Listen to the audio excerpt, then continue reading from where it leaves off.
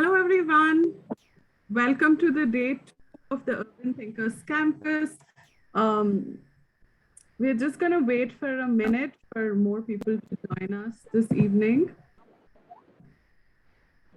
And please feel free to share your thoughts on our session yesterday.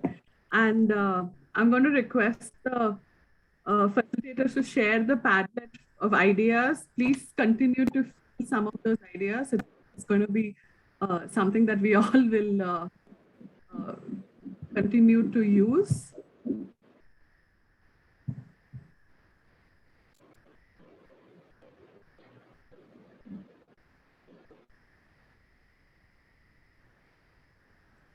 So again, welcome to the day 2 of the Urban Thinkers Campus. And we've been focusing on the theme of climate action for resilient communities by and for women. Most of you know, this Urban Thinkers Campus has been co-hosted by Safe City, Red Dot Foundation, the Urban Vision Project Mumbai, and National Institute of Urban Affairs in New Delhi. So multiple organizations have come together to host this Urban Thinkers Campus. And as you know, I just want to outline what, Urban Thinkers Campus was actually conceived by UN Habitat as a platform of ideas and exchange and how to leverage urbanization as an opportunity.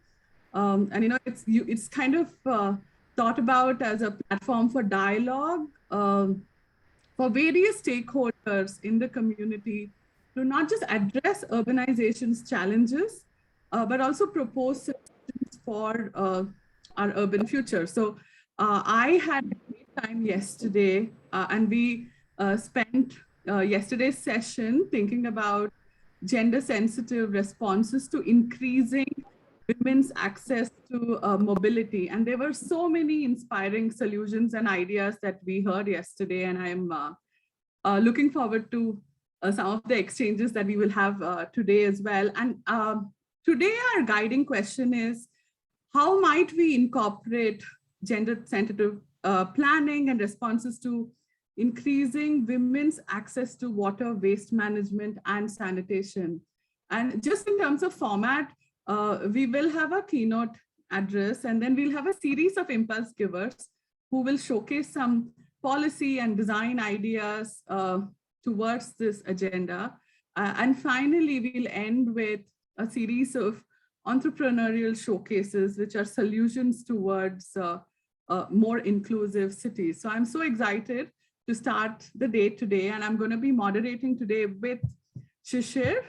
He's here, and he's going to say a few words. He's our partner on this program as well, the co-founder of Project Mumbai. Shishir, a few thoughts before we start. Thank you, Pratima, and great welcome to everybody.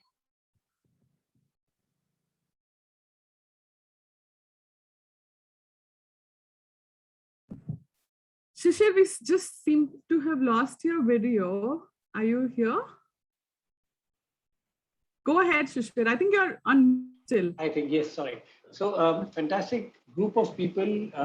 What I'm taking forward from what Pratima said, I'm a great admirer of the Urban Thinkers Campus and a great fan, I would put it that way. There's so much to learn from and exchange ideas. While Pratima has already shared the format, what I'd love is if on the chat box, if there are thoughts that you may have, please do share them. End of it, can we return at the end of 2.5 hours, slightly more wiser and far more actionable, and taking our conversations beyond the dialogues into the implementation space as well. Because end of it, people look up to all of us, and we've been in this space. So can we add more value to the groups that we are working with and make this far more meaningful than just a discussion limited to the 2.5 hours that we are? Can we create this as the cascading effect of a thought movement into action? Pratima? I think we can kick off. I'd like to invite um, our keynote speaker this evening, Dr. Uma Maheshwaran Rajsekar. Dr. Uma Maheshwaran Rajsekar is Chair, Urban Resilience Unit, and he's heading the Climate Center for Cities, the CEQ, by the National Institute of Urban Affairs in India. Huge experience of 17 years in developing risk reduction strategies, climate change analysis, institutional strengthening for governments, INGOs, multilateral agencies. His recent efforts, and which is something I'm really keen to know more about subsequently, is towards bridging the technology and communication gap to enable informed decision making. And of course, implementation of early warning systems, urban disease surveillance, and city resilience strategies. Several of his work has been commended in the form of grants and awards. His recent work on development and implementation of urban health services monitoring system, very critical in these COVID times, has been recognized as an intervention to watch by the United Nations Secretary General's Global Pulse Initiative. Dr. Uma Maheshwaran Rajsekar, may I kindly invite you to join us. Thank you, Shishik, and it's a pleasure being part of this particular event, and especially the Urban Thinkers Campus is a very interesting platform for not only hearing people come and give talks, but it's more importantly, it is a collective learning platform where people can come, collaborate, think, and also try to advance some of the work which is being piloted in a small area or region. With that, we all know that women and gender equality, and especially in the context of climate change, which recently the IPCC report has indicated that the world is in code red. All over the developing world, women and girls bear the burden of fetching water for the families, or spend significant amount of their time, trying to manage the family in terms of, cooking food or hauling water from distant sources. And these have been something which we have quite much seen over the last few years, and we have started to take things for granted. Even though in the recent past there has been, if you compare with what is happening with climate change, people look in terms of 2 decades of the recent change, where in terms of both extreme heat and also extreme precipitation is being faced by cities across India. And we all know that 14 out of the last 20 years, the extent of heat wave was much more than what it was in the previous century. The same also goes for extreme rainfall events. What used to be once in a 5-year or once in a 10-year storm, we have started realizing that this is now taking place at a much more frequent. Or what do we mean by frequent? If a storm is taking place once in 10 years, we are facing the same intensity, or probably the increased frequencies leading to storms happening every 4 years.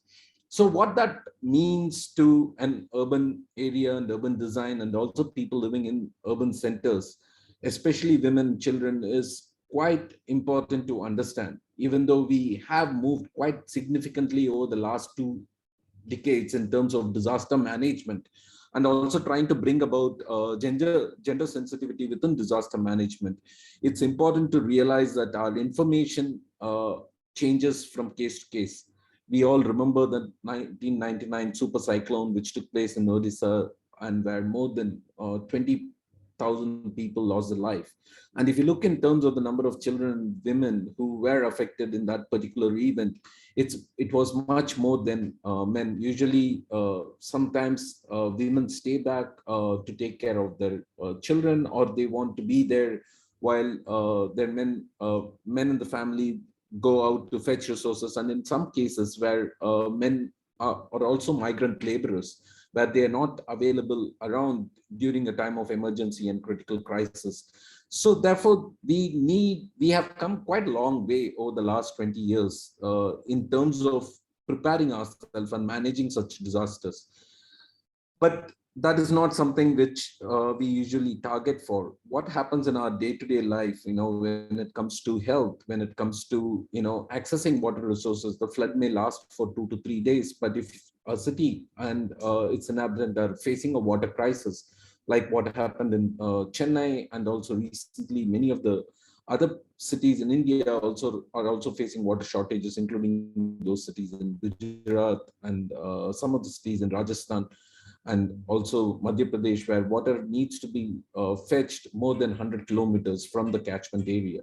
So given this particular situation, and also given this scenario where there is quite a huge amount of male migrant population moving around the country, catering to the economic development, the women who are left in the household to manage not that day-to-day need end up spending huge amount of time for collecting basic resources, including firewood, which has changed recently because of the national level program on providing LPG cylinders to the family in for sanitation.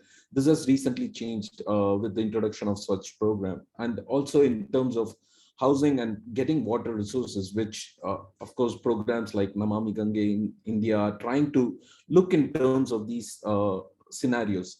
But all said and done, what is missing? We have come quite a long way compared to what happened in India in 1999. And if you look in terms of what happened due to Cyclone Nargis in Myanmar, the situation was pretty much same.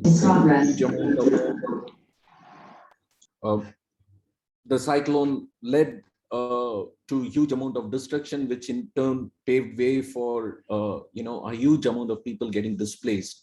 And when such kind of displacement happens, once again, women and children get disproportionately affected in the process, not able to get access to basic services during the transit, or not even, or also in terms of the resources, the distribution gets highly skewed, especially in shelters and other places. So even though over the past few years, there has been a larger realization and also increased awareness for providing contextual solutions to women and children. And there has also been an increased number of NGOs focusing on women and child welfare, which has come up across the country. Some states are quite progressive in this respect. States like Kerala, Odisha are doing a much better job. But overall, if you look in terms of pan-India situation, this situation has improved quite a bit. And parallelly, there has also been an increase in technology. If you look in terms of outreach and communication, there has been a significant number of initiatives through which people are able to communicate with one another, reach out to children and women. But the more important thing is programs for health has also led to a lot of Anganwadi workers, women Anganwadi workers working across pan India, delivering health services to poor people and people in need, especially women in this particular matter, including certain situations related to hygiene, where a huge growth has happened in the recent past. So given this larger context, what is more important and what can be done to improve the current situation? Of course, communication and outreach, while it has improved with respect to technology, what is not happening right now is contextual communication in a regional language for a particular situation is still not happening. I think that is a huge area where improvements can be brought about. Basic things like water supply and sanitation, getting an idea that there is a drought going on or a crisis going on is something which is being made aware by the newspaper. But which pockets will get certain water, what time the water will be available, whether the water can be accessed in a much more easier manner. These kinds of information, if made available to households, especially to women, it will make their life a little bit much easier. The second one is also customized outreach and engagement methods. When it comes to early warning, when it comes to cyclone, there is a basic protocol which lets people to evacuate from their households, but there is not a differentiation between what kind of measures women need to take, what kind of measure people with a certain health or ailment needs to take, and what kind of specific measures children need to take. These kinds of additional warning, if it comes in play, not only for bigger storms like cyclone, but also certain stress like heat waves, where it can play a very critical role. The third one is gender sensitive design. When we look in terms of our cyclone shelters, mostly they are currently being used as schools or hospitals, which also perform as cyclone shelters. Many a times they are not designed for housing women, children, and men at a certain scale. There are huge issues which have led to problems related to sanitation, problem related to hygiene, and problem related to vector-borne and waterborne diseases in these places. So taking these things into consideration and trying to come up with gender sensitive design, both at the planning stage, can not only lower the cost, but it can also bring in additional advantage, when such as it can also be used for shelters for heat wave. It can also be used shelters for cyclones, but of course it can also be used for shelters for other major disasters which take place. And the fourth most important thing, which I feel is also very much needed, is platforms for engagement.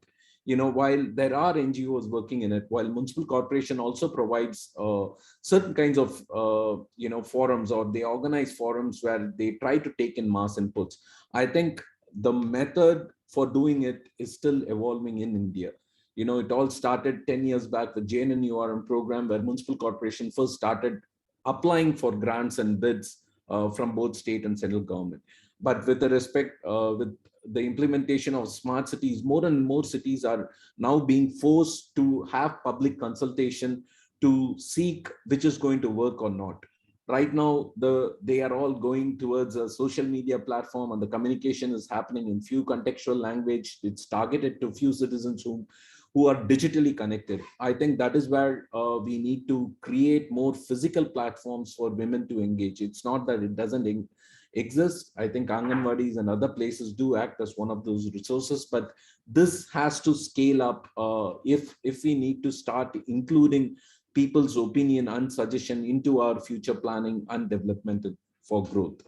And then, of course, there is also an existing network. While I say that there needs to be more platform, there is also an existing network which is currently available. Like I said, one of the biggest thing is Anganwadis, and also the PHCs, CHCs, and health centers has a huge extent of women working in these particular sectors. So if at all they go with, you educate a woman, you educate a family. So if at all we need to come in terms of data collection and informed decision making, I think bringing not only the sensitivity about the program and methods, I think these Anganwadis can, and also the health centers can act as resources, reflecting back what is needed by the people, because people usually visit these places quite often, either on a regular basis or quite often in a seasonal basis, to check on few things. So this method of collecting information from them, documenting it, not only it is based on a program specific, but generally including aspects such as environment, including aspects such as water security and food security, including such as employment, and also including things like how do you take care of environment, and how do you create a sustainable ecosystem. I think these are things which we need to focus on, and there is still huge scope for development. And of course, there is also a need for training and capacity building, which I shouldn't undermine at this point of time, even though there has been an increased effort. If we need to outreach to a huge group of people, I think what COVID has taught us is we have started moving digitally. At least people have started becoming comfortable to move digitally, to seek information, to discuss, and also to provide information. I think such platforms, while it is very good for one-way communication, I think we need to use more digital tools for two-way communication and enhanced interaction and people's engagement and capturing what they need. And finally, I just want to leave with one thought. When you look in terms of climate change and also sustainability at large, it is not something which we do it once and we let go of it. It is not a tree plantation drive where we end up planting 1 to 2 million trees over a span of 1 month and then forget about it for the next 4 to 5 years. I think what is required for climate change, either preserving the water bodies, looking in terms of sanitation and hygiene, or vector-borne, waterborne diseases, or looking in terms of problems such as drought and heat waves, which are much, much more long-term than what we experience in terms of very short-scale flooding, is sustained engagement. I think having women at the early part of discussion or taking in women's need, I think what we will be doing is we'll be taking in families' need. I think once we start doing it, I think there is a larger scope for the intervention to sustain, because you're not targeting one segment of the population, but you're targeting, the entire household, because that's going to be very key for our growth, and also more importantly, sustained growth over the next few years. With that, I thank both Red Dot and NIUA for giving me an opportunity to share a few views, but I'm more interested in hearing from the participants in terms of the good initiatives which they have been carrying out for over a decade across Indian cities. And I'm too excited to hear from them and learn from them. And the key aspect is this UTC doesn't conclude over here. So one of the key things to all the participants is to continue such discussions, do engage with both Red Dot and NIUA to take forward the discussion to the next level of where we can develop certain policy directions, or we can also provide inputs to upcoming urban planning debate, or to inform government programs which will be rolled out in the next few years. Thank you very much, and looking forward to the interesting discussion. Thank you so much, Mahesh.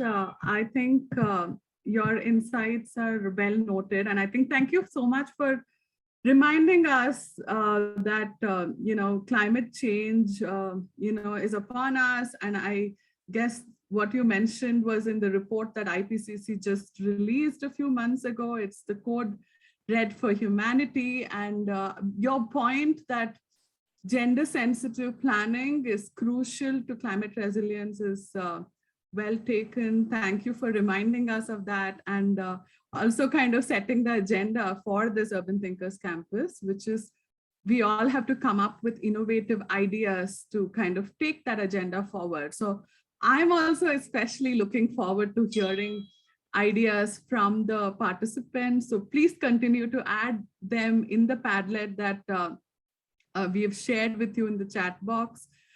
So now we'll move over to the impulse giver part of the Urban Thinkers Campus. And our first speaker for the day is Paramita Datta Dey. She's an urban planner with over 2 decades of experience, and she leads the Sustainable Cities Water and Sanitation Program at National Institute of Urban Affairs. And she recently spearheaded the program on capacity building and in sanitation and waste management as part of the Swachh Bharat mission, which is a big kind of flagship program of the government of India. So over to you, Paramita. I'm really looking forward to hearing your thoughts. Thank you, Pratima. And thank you, Elsa, and the other organizers for inviting me. So without much ado, I'll straight away get into my presentation. So I thought that yesterday's presentation was on gender and mobility, and today's focus is on gender and sanitation. So why not look at it from the perspective of gender and infrastructure, with a focus on these two sectors.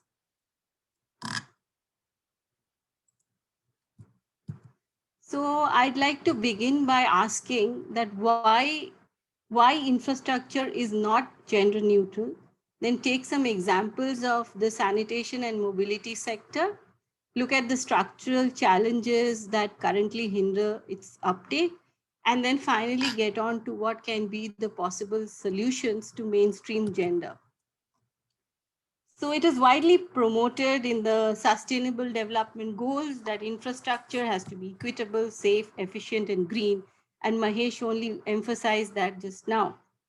However, if we look at access to and the use of infrastructure, we see that there are a lot of inequalities with respect to education, employment patterns, economic means, social categories like class, caste, race, and all of these influence what services people need and their ability to benefit from infrastructure. Having said that, it's important to understand that the demand for and the use patterns of infrastructure by men and women differ significantly. So I'd like to just put a small caveat here that here when I'm talking about gender, it's mostly about women. I have not taken the other aspects of gender into consideration, but we can of course talk about it. So just to give you an example of how it differs in, how men and women understand and perceive infrastructure and use it. So if you're looking at the enhancement of, say, a public transport system, which goes through, in which there is an expansion of road, this should not happen at the expense of the access and safety of pedestrians who are unable to afford transportation tickets. So the first thing that we have to understand is infrastructure is not gender neutral.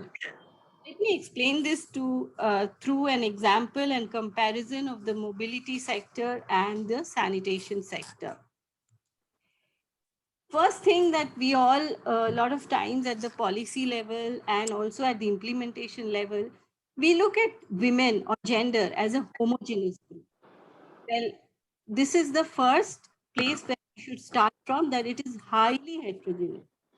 Say, for example, if we take the example of public toilets, we if we look at women and public toilets, there are different needs based on age group and physical conditions. So if it's an adolescent group of girls, privacy in terms of entrance to a public toilet is very important. Having facilities for obtaining as well as disposing of menstrual pads and other menstrual hygiene management related concerns like adequate water for cleaning is very important. If it's an elderly woman, she may be having age related problems like problem in the knee. So there may be, there needs to be some kind of support in the toilet. If it's a pregnant woman, maybe squatting is a problem. So all these things need to be taken care of. And when we look at mobility, like yesterday, I could attend a few sessions in the beginning and I had to log out because of some urgent requirement. So I was hearing the speakers saying, and I completely agree with them, that female mobility patterns are very different from men. Women tend to have shorter commuting distances, they make more non-work related trips, they use public transport and taxis more often, and they frequently travel with children. And during the pandemic, this has, there were severe mobility restrictions on those dependent on public transport, and many of whom were healthcare workers and informal workers in the sanitation sector, and most of these people were women. According to the National Sample Survey, almost half of the qualified health workforce are women, and their representation as qualified nurses and midwives is as high as 89%. So, like, there's a very, very genuine requirement to look at gender from this perspective. Next thing is that women and children are intricately linked. So whether it is a public use of a public transport or use of a public toilet, women mostly are accompanied by children, or vice versa. If a child has to use this facility, it's normally the women who accompany them, whether as mothers or elder siblings. Again, the pandemic has further amplified this. Since children are at home, the hygiene protocols have to be taken by mothers who are the caregivers. And if they fall sick, they have to use a public transport. Again, it is the woman who has to use the public transport. And this challenge is across all income groups of women. Say, for example, if one of us who are more privileged are going to a market area or any other area, institutional area where there's high footfall, then one needs a clean, safe, and hygienic public toilet. Irrespective of your income group, that is a requirement. Similarly, if a woman is a professional who is in a middle income household, she does not always have access to a private mode of transport. And even if there is one, if she has a car, we may not be comfortable driving during late hours or through pockets of isolated areas. And this again, needless to say, was highly, a woman was highly more vulnerable during the pandemic times. Data is very important. Data always enables us to assess a situation and develop appropriate evidence-based responses. Now, if you look at the sanitation sector, for example, there are standards and there's data. So for public toilets, according to the Swachh Bharat mission, there's a norm for one seat for 100 to 400 men and 100 to 200 women, one seat. And there is also a provision saying that there should be incremental increases in seat based on footfall. Now, how do we do this? If we do not have gender disaggregated data, it's very, very difficult to customize things. Similarly, in case of public transport, men and women, as I told you, we all know they travel at different times of the day. And even if they travel during the same time of the day, for say example, they make a lot of work to home trips. Men tend to commute, to and from work directly. Whereas when it's a woman, she will try to stop over to buy some groceries or to pick up her child. So there are a lot of family obligations that needs to be taken care of. And in all this, financial due diligence is very important. We need to track changes over time and take corrective actions. Now, if we look at representation of women in these sectors, yesterday I remember there was a speaker from railways where she was saying how she was trying to make gender-friendly improvements in the railways, and sustaining it was a challenge.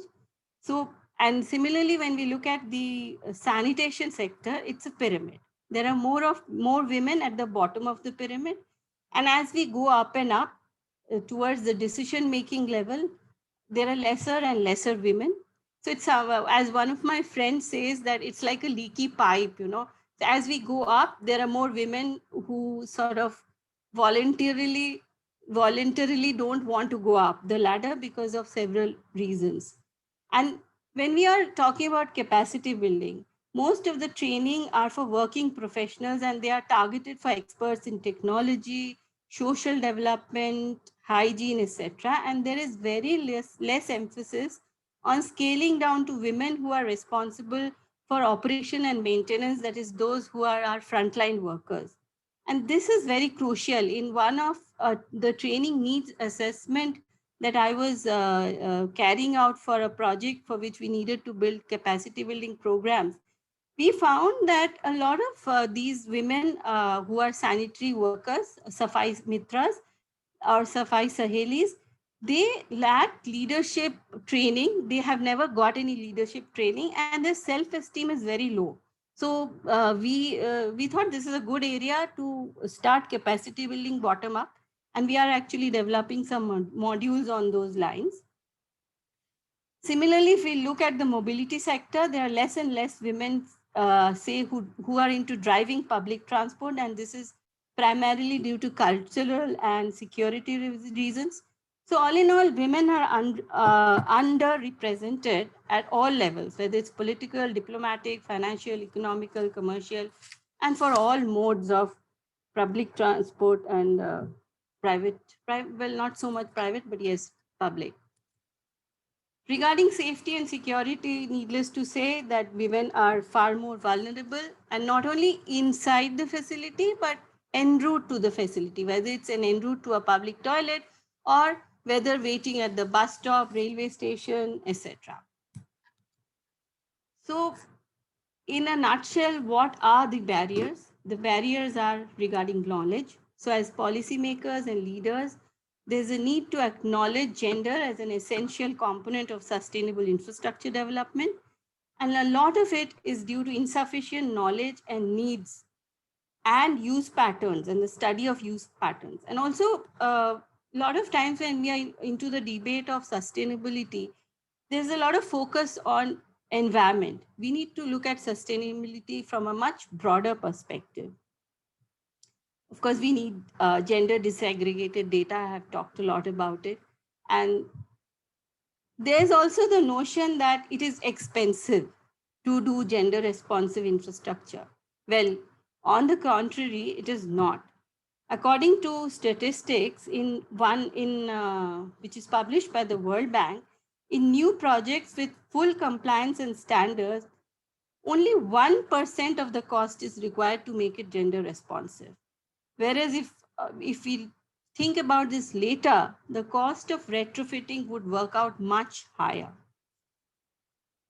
We also need to create an enabling environment for women to participate. Now, women-owned businesses normally win less than 1% contracts in public procurement globally. There are a lot of documents which actually document all this. And this is primarily because of regulatory barriers to accessing tenders and winning contracts. One of the solutions can be to avoid large contracts and bundle them into smaller multiple requirements so that women are encouraged to apply.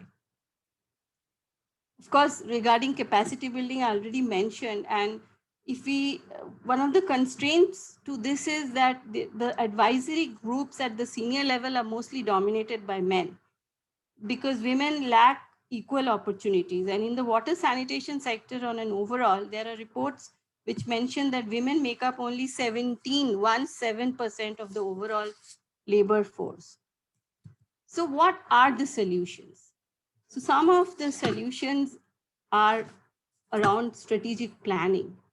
It is very important that we have policies, legal and regulatory frameworks to mainstream gender. And for this, it's very important that we prepare gender action plans at national, regional, and local levels. Gender action plan, or GAP as we commonly call it, this should also provide the roadmap and targets and has to allocate resources. A strategic plan has no meaning if there are no resources allocated to implement it. We also need to make sure that there's enough prioritization of projects that are inclusive in terms of gender, and gender sensitive employment opportunities should also include women in the decision making process. So, a lot of times in numbers, they are shown that there are a lot of women and those women are at the bottom of the pyramid. And if they don't have decision making, authorities, then we are not doing justice to the whole thing. Concept design is very important, and for that stakeholder engagement is also very important, as Mahesh also mentioned. So a simple thing like holding FGDs or workshops at times which are convenient to women will automatically improve their participation, and this will ensure that we have gender sensitive guidelines throughout the life cycle of projects. In terms of planning, we must make sure that it is evidence-based. So it is very important that we do beneficiary assessment through gender disaggregated data. It could be through accessibility, it could be around employment measures. And then it could, then when we are doing rehabilitation and resettlement plans, it's very important to ensure that women have access to compensation and property rights as well. Again, when we are looking at procurement, we need to look at women-owned businesses. In terms of budget, it's very important that we look into gender budgeting. So just to cite an example, in many developing countries, including India, women and girls are mainly responsible for collecting water. Now, if the budget, for example, for water is reduced, this will cause girls to stay out of school and they will be spending more time fetching water. So it's kind of a ripple effect. So when we are looking at finance, all this needs to be considered. Now, during when we are talking about employment of women across the sector, say for example during the construction phase of a project, normally there are more men at the construction site, and I've always wondered why is it so. And I myself have visited some construction site. And this is primarily due to the safety and security aspect, or it could be simple thing like having a toilet for women. It's so difficult to find a toilet at a construction site where a woman can use. So these kind of things should need to be ensured, and only And even when we are advertising for a job, if there are more women related and women friendly support system, then women will be encouraged to apply. And once there are more women, then the cycle goes on and it will improve automatically. And women will feel safe and they will be encouraged to join. There is a lot of discussion around operation and maintenance of projects and handing it over to communities. And many a times these communities, women in all these communities, women are an important stakeholder, because as Mahesh just mentioned, that if you are educating a woman, you are educating the whole family. So for operation and maintenance, if you are doing that, then we need to do capacity building programs that are focused on women, because ultimately they are going to do the operation and maintenance. And finally, when we are looking at decommissioning and repurposing, when we have prepared, if we have prepared a gender action plan, we need to look back at the project and see how was the gender action plan implemented? What is it that worked? What didn't work? Why didn't it work? And once we've done that, projects should be reviewed and repurposed. And then the next project will be a better project and more gender-friendly project. So I'd like to end there. Thank you so much. Thank you. That was such an amazing kind of detailed way we could think about mainstreaming gender in infrastructure development. Thank you so much for that. And I know a lot of you have questions. So if you have any questions, please share it in the chat box. And we'll request Paramita and other speakers to comment or answer some of the questions. We hope to have a detailed Q&A in the in the kind of end of this program as well. And Shishir, you have I know you had a question or a comment as well. I know, interesting, Paramita, very interesting.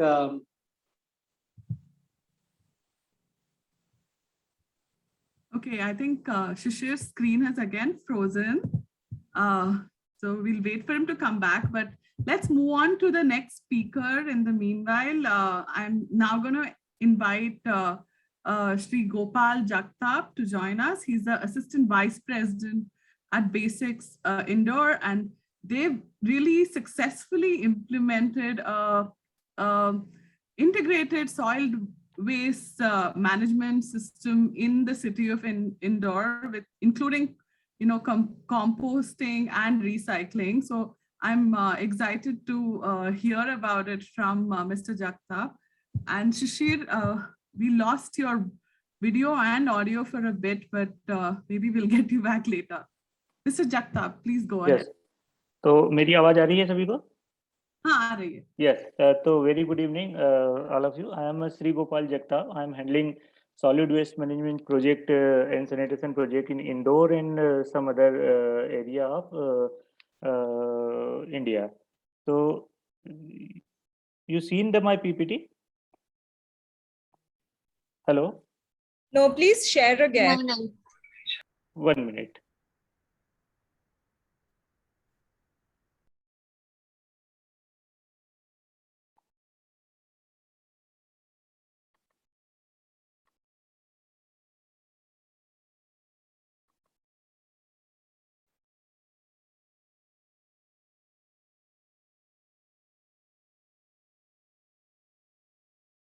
आप देख पा रहे हैं क्या? नहीं.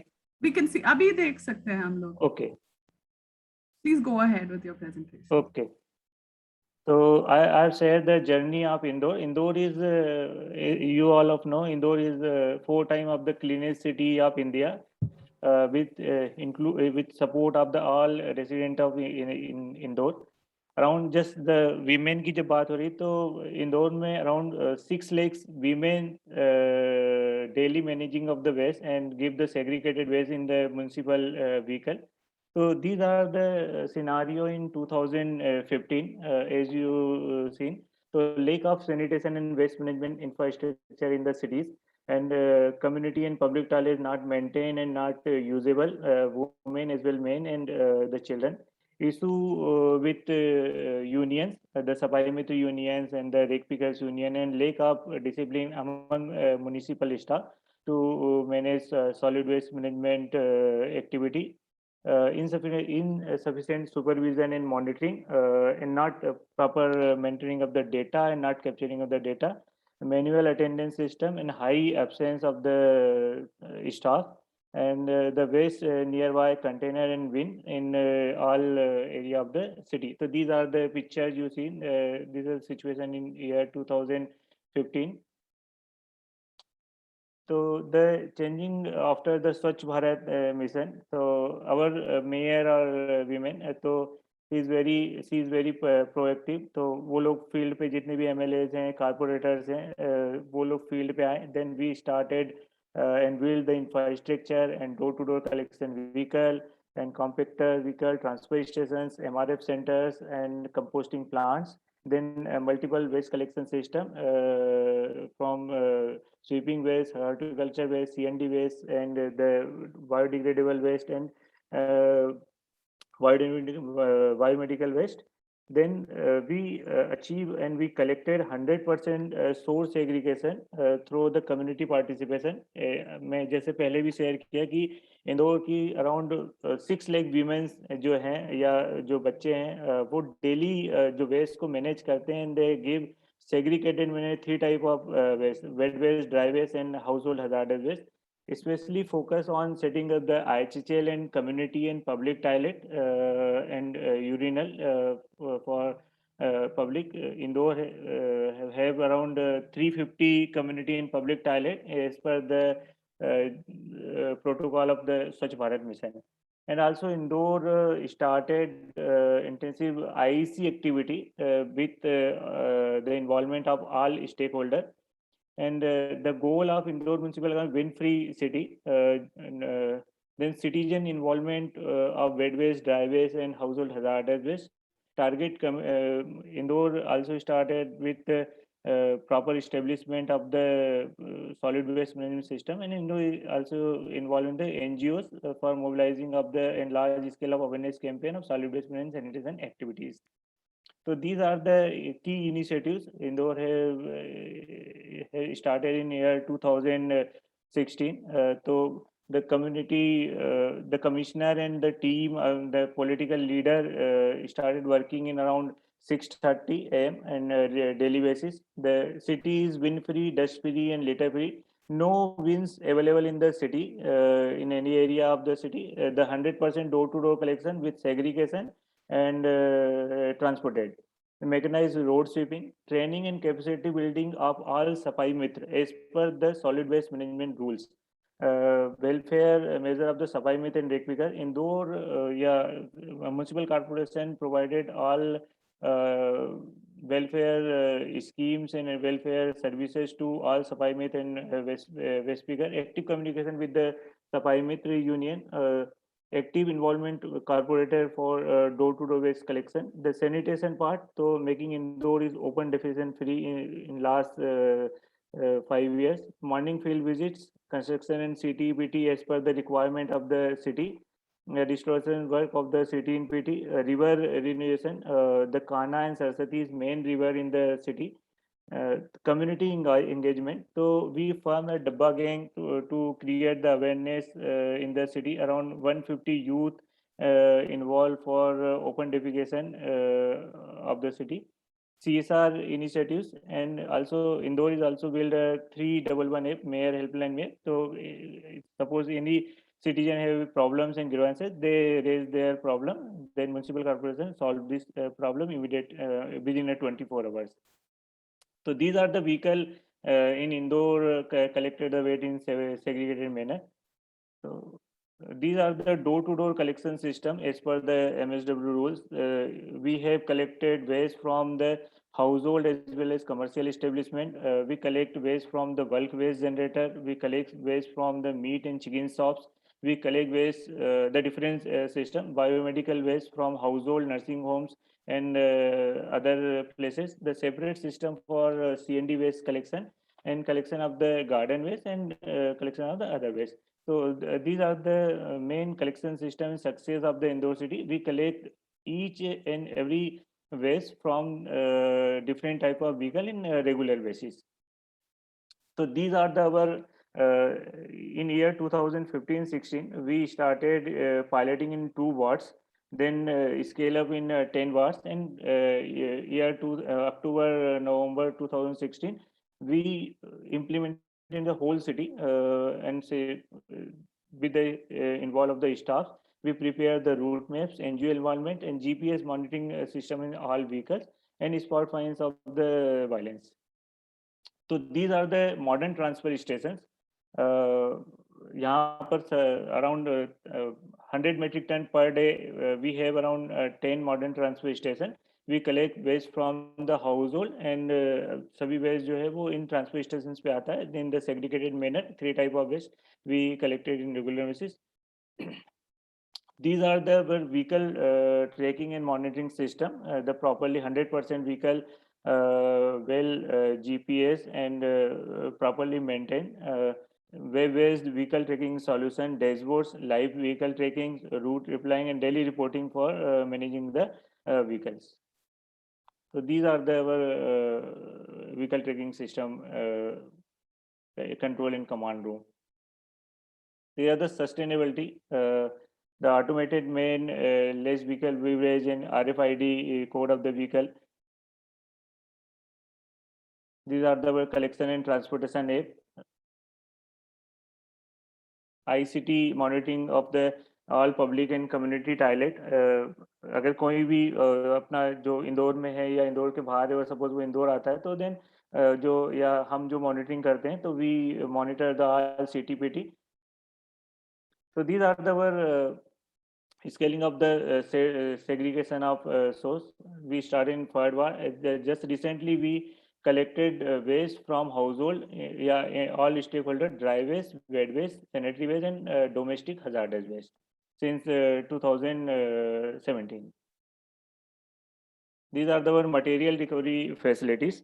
We involve around 350, around 700 rake pickers, and we provide all type of facilities and all type of we also in this material recovery center या हमारे जितने भी ट्रांसफर स्टेशन है municipal corporation and the private vendor build toilets with as per the MSW rules and women friendly, child friendly, and the disabled friendly. So all 350 toilets also manage the having this type of facility to all stakeholders. So this material recovery center around 500 metric ton waste properly managed, and we involve employment generation around 700 700 rake pickers. So the plant capacity is 550 TPT per day. The cost is around 25 crore. The construction month is 8 months. The waste process around 550. The process is 450. So in this material recovery facility, the benefit is help to reduce solid waste and eco-friendly processing, and recycle project RDF, and use of road constructions. These are the C&D waste plant. These are the wet waste processing plants. So these are the sustainability of Indore. Generally, we involve all stakeholder of these solid waste activities. The zero waste concept, and also that we promote the 3R initiative. Also promote the 3R zero waste events, reduction of the waste, and source managing. And we also build zero waste campus with properly manage waste within the campus. Around 22 zero waste campus in colonies and RWA. They are managing their waste in their own resources. Just Indore is recently started the new initiative, 5 zero waste ward initiated out of 150 wards. तो वो एक initiative है जहाँ पे सारे लोग अपना waste को मैनेज करते हैं. Also, the 3R initiative Indore started is Bartan Bank, Food Bank, artifacts, and weight made out of waste, Neki ki Diwar. So these are the processing wet waste processing plant, centralized organic waste processing plant, biomethane plant, biomethanation plant in 2 different areas, and also mobile decentralized composting units. They are managing around 5 metric ton waste in regular basis in one vehicle.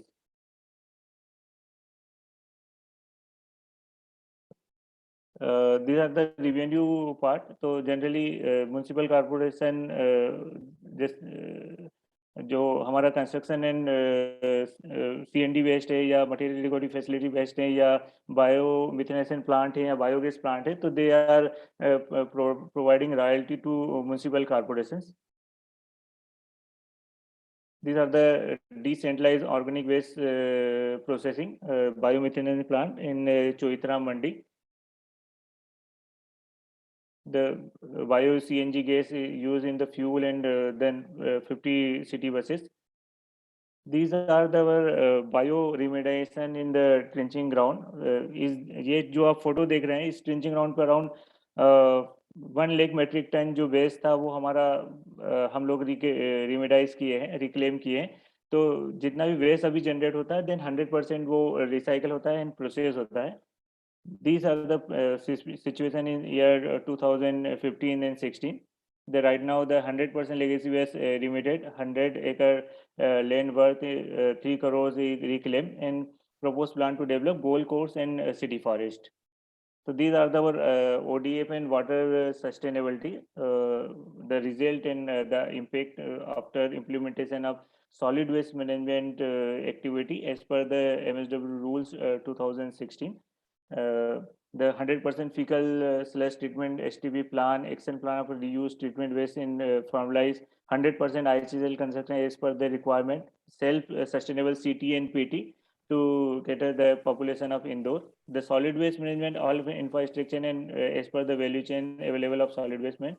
Dump site remediate 100% acre land reclaim, efficient CND waste plants, sustainable revenue models of dry waste and processing. 4 are principle implemented in the cities. The IEC activities is mostly important for develop the solid waste management part in the city. 100% door-to-door collection and with segregation, 100% processing if the waste is segregated. So these are the result of solid waste management. So these are the way forward of Indore Municipal Corporation and of solid waste management sanitation activities. Now Indore is in last 4 years the Swachh Sarvekshan ranking in year 2017, 18, 19 and 20. The number was number 1 cleanest city of India, and thus 2001 is also planned, also achieved this number 1 activity. So after this success, only this कि जो women's है इंदौर की जो 6 lakhs women हैं जो daily अपना waste को manage करती हैं, अपने हाउस होल्ड में जब खाना बनाती है तो वो सेग्रीगेटेड करके रखती हैं. तो वीमेन जो महिला हैं वो इसमें इम्पोर्टेंट रोल अदा कर रही हैं, जिसके कारण से आज इंदौर नंबर 1 है. Thank you. Thank you so much for sharing insights on how Indore became one of the cleanest cities in India, sir. Thank you so much. And if you have any questions for Jagtap sir, please share it in the chat box below, and we'll request him to answer some of them. We'll now go on to our next speaker, Barsha. Barsha is an urban and regional planner from CEPT in Ahmedabad, and her PhD and research topic has been around human ecology, and her work focuses on strengthening citizen engagement and participatory processes in the urban sector. Barsha, over to you. You're on mute, so. Okay, so thank you so much, and really happy to be here on the UTC. And as Elsa did mention, it's an 8-minute talk, so I won't go more than that. And since it's an interesting word, it's impulse. So I'll just be sharing some visuals, some ideas about what has already been said till now. So I'll be just sharing some of the ways that we have actually embarked on it on the field, and maybe that's going to help people who are there, and happy to be on a one-on-one later. So let me just share my presentation. Is it visible? We can see it, but it's not on presentation mode. I'll just do it. Is it now? Yes. Yeah. Okay, so thank you so much. And it's 6, so my clock starts now. So what I am going to be speaking on is around taps and toilets at home. I think Mr. Rajshekharan, Paramita, Mr. Jagtap, everybody has actually laid the context for why it is so important to have gender responsive designs, planning, and all the other ideas that we've been speaking about if we need to make our cities more inclusive, our services more friendlier, and whatever. So here, I just want to take a step back and maybe move forward 2 steps. Is that Paramita has already laid it out that gender is a wide spectrum. So gender right now is recognized as a range of people who might come within that particular spectrum.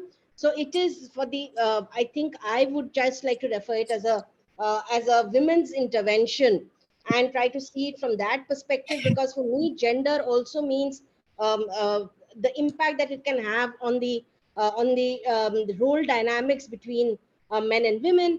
And for that, it needs a paradigm shift. And I think we've embarked on the process through all that has been shared till now, but it still has a long way to go. So I will kind of limit myself to that particular aspect. And then why women and why women-centric wash planning. All of us have heard it. It needs water and sanitation. We're looking at gender responsive water and sanitation. Why? Because and in the hope that in the larger ambit, there will be a gender equal world that we're looking at. So along with resilience, I really want to reiterate and underscore the word a gender equal or an equal world. So resilient and equal world is what we're looking at. And even the water and sanitation at this moment looks like an end in by itself, they're actually a means to that larger goal. So 27%, I heard Paramita saying 17%. So we've actually come down further. So for me, it was 27% women are in the workforce, out of which nearly 95% are in the informal sector. So why is the informal women workforce so important? Because unless you have good access to safe water and sanitation, productivity reduces. And that's when, quote unquote, something which all of us are very familiar with, the GDP then shows a decline. And in fact, one of the studies very interestingly done in the recent past shows that poor sanitation has actually led to less productivity, which is 6.4% dip in the GDP of the nation. And of course, what is more critical is that water and sanitation has been identified as the 5th largest reasons for mortality rates amongst women. We've already heard Mr. Rajshekharan and Paramita and all of us speak about it. We all know. So these are photographs from from where I come from. I work with a non-profit called Center for Urban and Visual Excellence. We are a group of urbanist architects planners who have been working with urban informalities now for about 15 odd years. And of course, I began my career at NIUA, and it's only after that that I've moved. So we've been working a lot around understanding and acknowledging the significance of women in all of these initiatives. So particularly for us, it empowers, of course, water and sanitation are basic services in an urban environment, but we work in about 13 cities, but it also, we look at it from an empowerment perspective. It empowers people and communities. It serves as a very significant pathway to transforming gender relations, which might take time. It's a paradigm shift. So it takes generations for this shift to take place. But we have, of course, seen, which I'm going to share a little bit, which might enthuse all of us to start looking at women-centric water and sanitation services. And because we all understand that women and girls, they are critical agents of change, and they need to live their lives in healthier and participate in socio-economic and political activities. So these are scenes which all of us are very familiar with. Look at it, even during the COVID strung, when everybody was at home, it's still the women who are at a tanker, and with social distancing, they are the water carriers home. So why is it necessary that we look at engendering wash, as we call it? And Paramita, of course, thank you for sharing that. That first of all, there is so much of a need to have sex disaggregated data. We keep on speaking about it at various forums. I think I've been hearing it for the last 10 years. I was also part of the gender budgeting group, but somehow or the other, the final action point still does not happen. We are still not able to get sex disaggregated data from the ground level. Now, some of there is an effort towards it, but the effort needs to be amplified.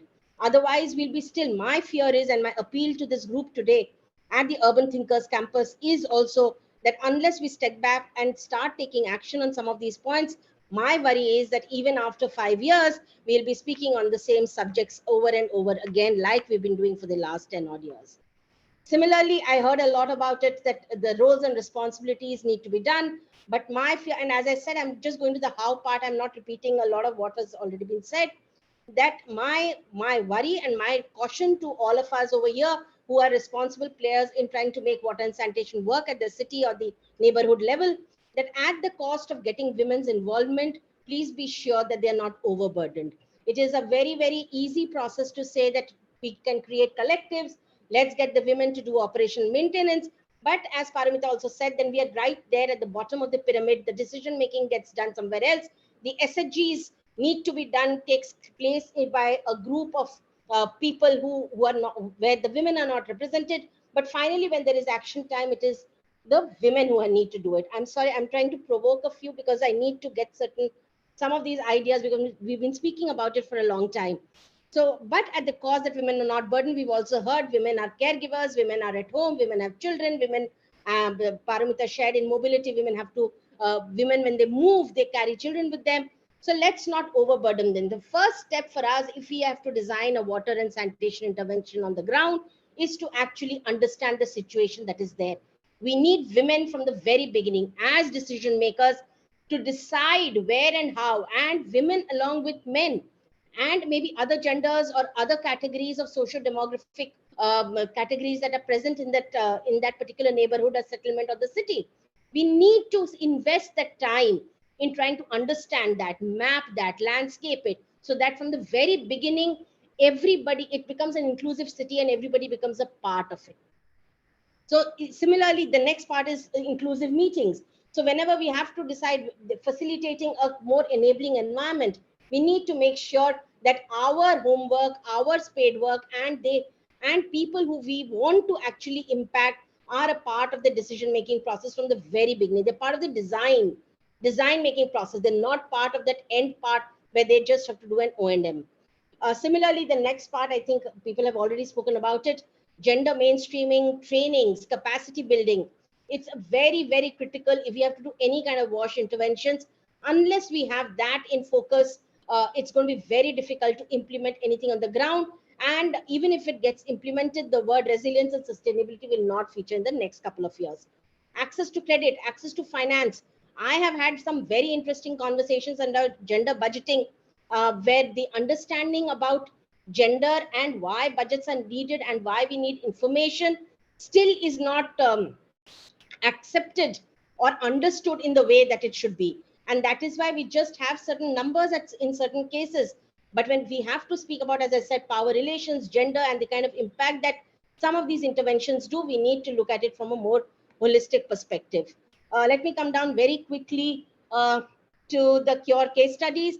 So this is Agra, and this is a very interesting thing that we did. We worked on Agra, as we all know, a tourist destination, but extremely water scarce. So this was around 8 years back, and we started working on understanding how is it that we make the neighborhoods that we work with more water resilient.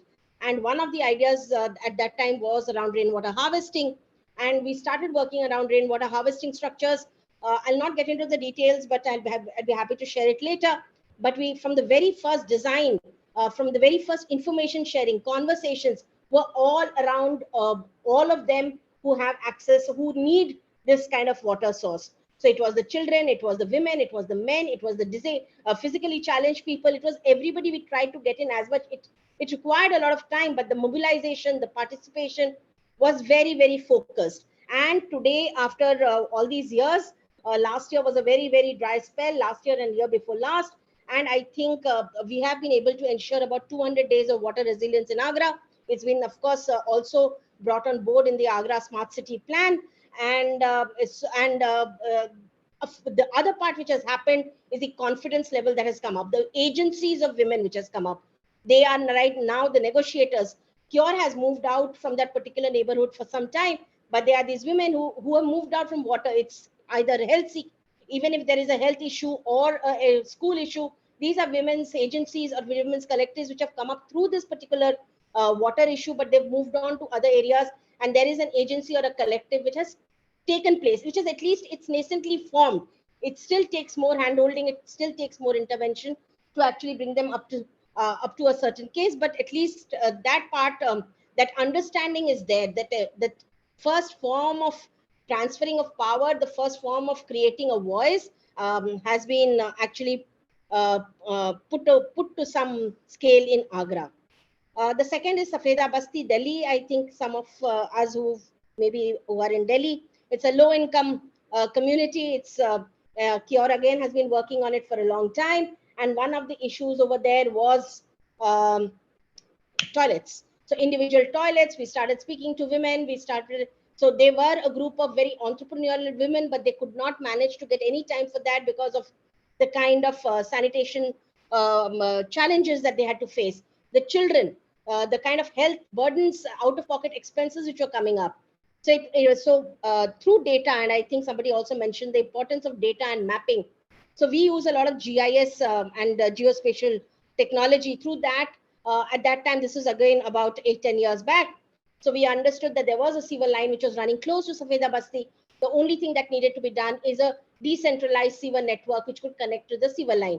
So the collectives of men, women, and all of and they all went, spoke to people. The ULB also agreed to it. So then the people actually embarked on this. The neighborhood embarked on drawing this sewer line into the community. It was an extremely participative process, but it took time. And today, as you see, there's this girl who's getting ready for school. And these are also stories which have come up, and how this particular household, there was an issue. And even clean clothes was an issue because toilets was a very, very severe challenge, and so was water. But today, after all of this, and the best part is, you see these CDs. Sorry, I can't get the the CDs. And this is in some of these households where there was no place to bring the toilet on the ground. They did it on the first floor, and there was a technology which was used for this. The third was Savda Ghevra, which is, all of us will understand, it was a relocated, it is a relocated little neighborhood in Delhi.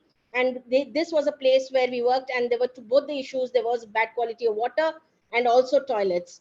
So even though there was the relocation was supposed to had promised a lot of it, but at that time none of this was available. So with the neighborhood that we worked for about 300 households, we worked around rainwater harvesting structures which ensured clean water, and also we built a cluster septic tank in a neighborhood to ensure that the individual toilets could be built, and people could have safe sanitation spaces. Because Savda Ghevra at that time was, since it was relocation, there were a lot of snakes around. Women had to go very far. It was dark. There were no lights. So this was a great support. But all of this, how does this happen? It happens through a lot of investment in people, in processes, and in trying to understand what is the need that is coming up. And for us, we are very careful also not to overburden women. So we try to get a right mix. We try to get people who can understand. So we spend a lot of time around community capacity building. We do a lot of nudges. We work around de-engineering and simplifying. So for us, everything, the rainwater harvesting structure 8 or 9 years back was a very simplified structure that we created. We try to look at community halls, community spaces on which the RWH systems can work. Similarly, the Safeda Basti, the sewer line that we did was a very interesting work around simplifying a quote unquote a difficult engineering solution. And the third is also around we work around DWATs, decentralized wastewater treatment. So the idea is to simplify solutions, to be very local, to get local understanding, and try to reimagine and innovate design solutions. So there's a word that we use frequently within Cure is to unthink for better future. So that's it. And thank you so much. I'm sorry I had to rush through all of it, but the idea was to just share some of these things of how we do it. Thank you so much again. Marsha, thank you so much for that amazing presentation and highlighting why WASH is so crucial to sustainable development. We'll now invite three very inspiring women, girls, to share their impulse. We have Ayn contractor Pooja and Ruksar from Pani Hak Samiti, which is a collective of civil society organizations, people's movements, and individuals striving to secure universal and equitable access to water. So Ayn is an architect and a student of water management and governance at IHG Delft, Netherlands, but she's been working with Pani Hak Samiti for a long time. Pooja and Ruksar, have been community social activists in Mumbai. So I'm really excited to hear them. Ayn? Hi, Pratima. Thank you for the introduction. So Pooja and my name is Ayn. Pooja and Ruksar are going to join me and also represent, together we're going to represent Pani Hak Samiti today. Ruksar is on the field. If they can watch the videos, then I can pin them as well. Pooja? Yes. Hello.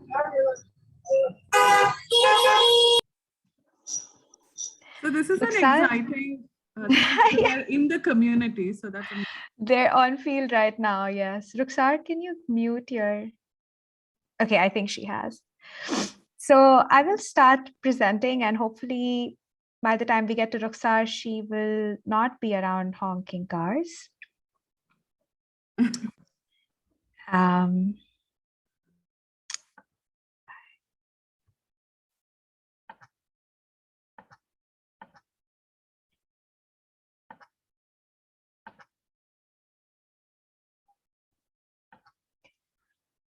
All right, is my screen visible?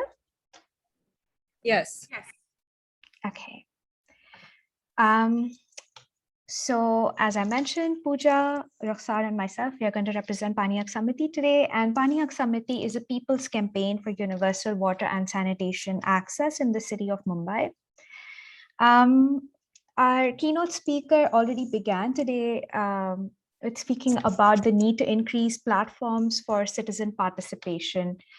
And the story of Pani Hak Samiti is really the story of challenges faced by citizen collectives when they want to engage in urban governance.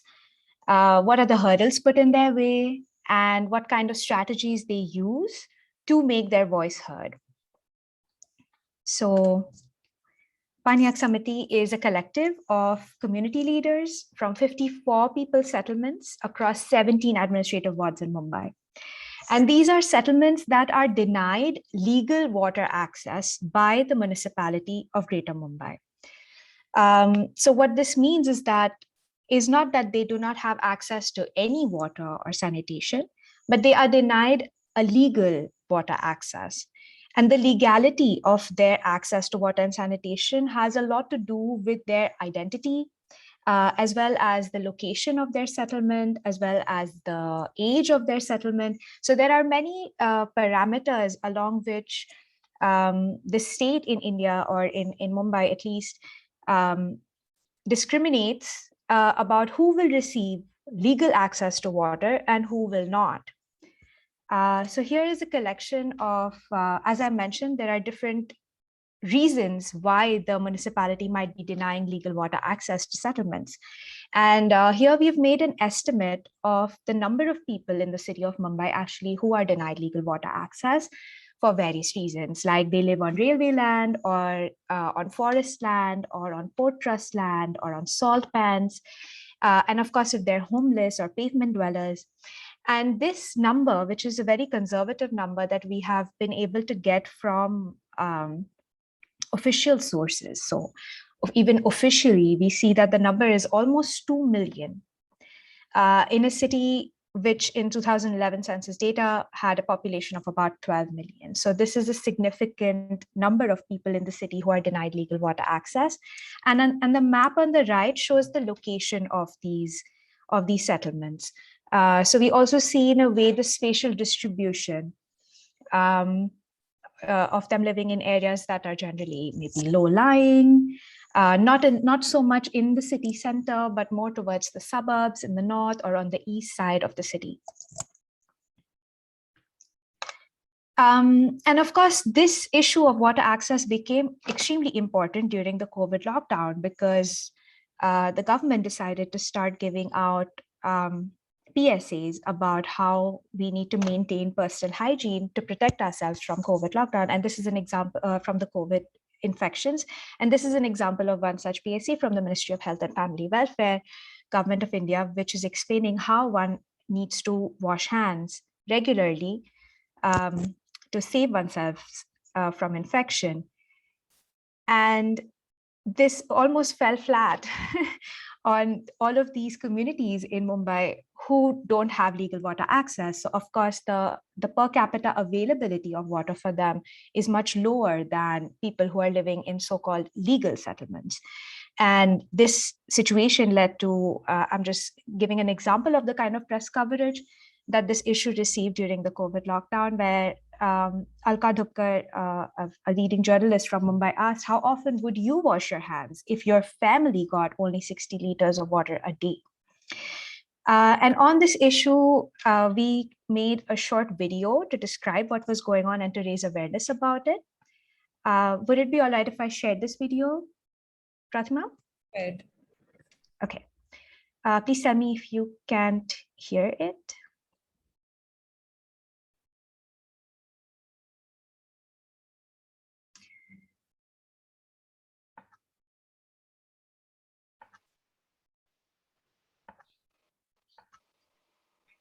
Me Sitaram mill compound शाळेजवळ राहते. जवळजवळ इथे 300 घरं आहेत आणि इथे पाणी, शौचालय कशाची सोय नाही आम्हाला, जेणेकरून आम्ही पाणी इकडून तिकडून मिळवत होतो. आता ते सुद्धा पाणी आम्हाला बंद, कोरोनाच्या साथीमुळे बंद झालेलं आहे.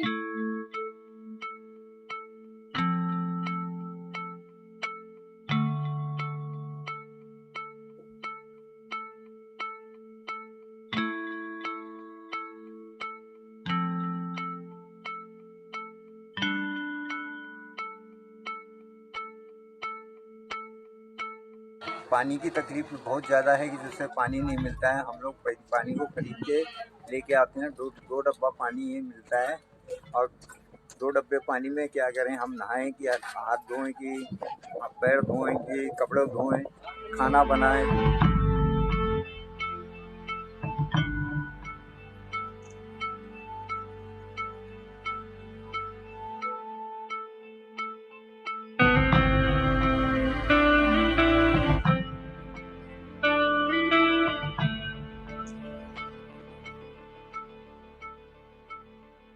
हम भूखे प्यासे यहाँ मर रहे हैं. हमारी कोई भी सुनने वाला नहीं है. हम ये बीमारी से तो नहीं, मगर भूखमरी से हम लोग मर सकते हैं. सरकार कह रही है साफ सफाई रखना जरूरी है, लेकिन यहाँ पे पानी के कनेक्शन ही नहीं है और सरकार की तरफ से कोई पहल भी नहीं हुआ पानी के लिए कि लोग साफ सफाई रखें. यहाँ पर तो हफ्ते भर पानी नहाने के लिए लोगों को नहीं मिलता है. पीने की बात तो अलग है, हाथ धोने की बात अलग है. खुले में शौच करते हैं, शौचालय भी उपलब्ध नाही आहे यहाँ पर. काय खायचं आम्ही धुवाबाई आहेत, कुठं जायचं, काय करायचं, आम्हाला काम का धंदे येते का काय होते, काय करावं, काय खावा. पाणी पिणे के लिए भी नहीं है. एक दो कल से इधर उधर से दे देती है. आता खूप म्हणजे बाथरूमला पण आम्ही जातो तर आम्हाला पैसे द्यायला लागतात आणि भरपूर पाण्याचा त्रास आहे. आम्हाला पाणी 15 मिनिटं लागतात पाणी आणायला आम्हाला मच्छी मार्केटवरून. आता पाणी पण नाही आहे 3-4 दिवसापासून.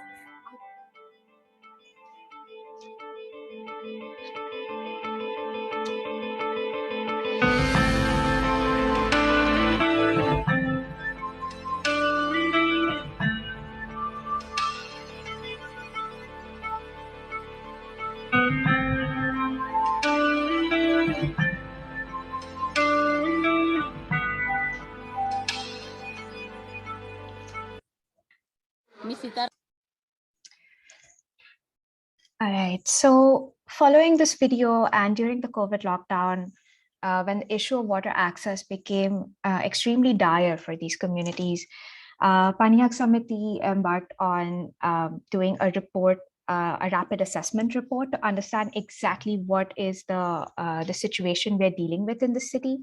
And I would like to share here some of the findings from the report that we made.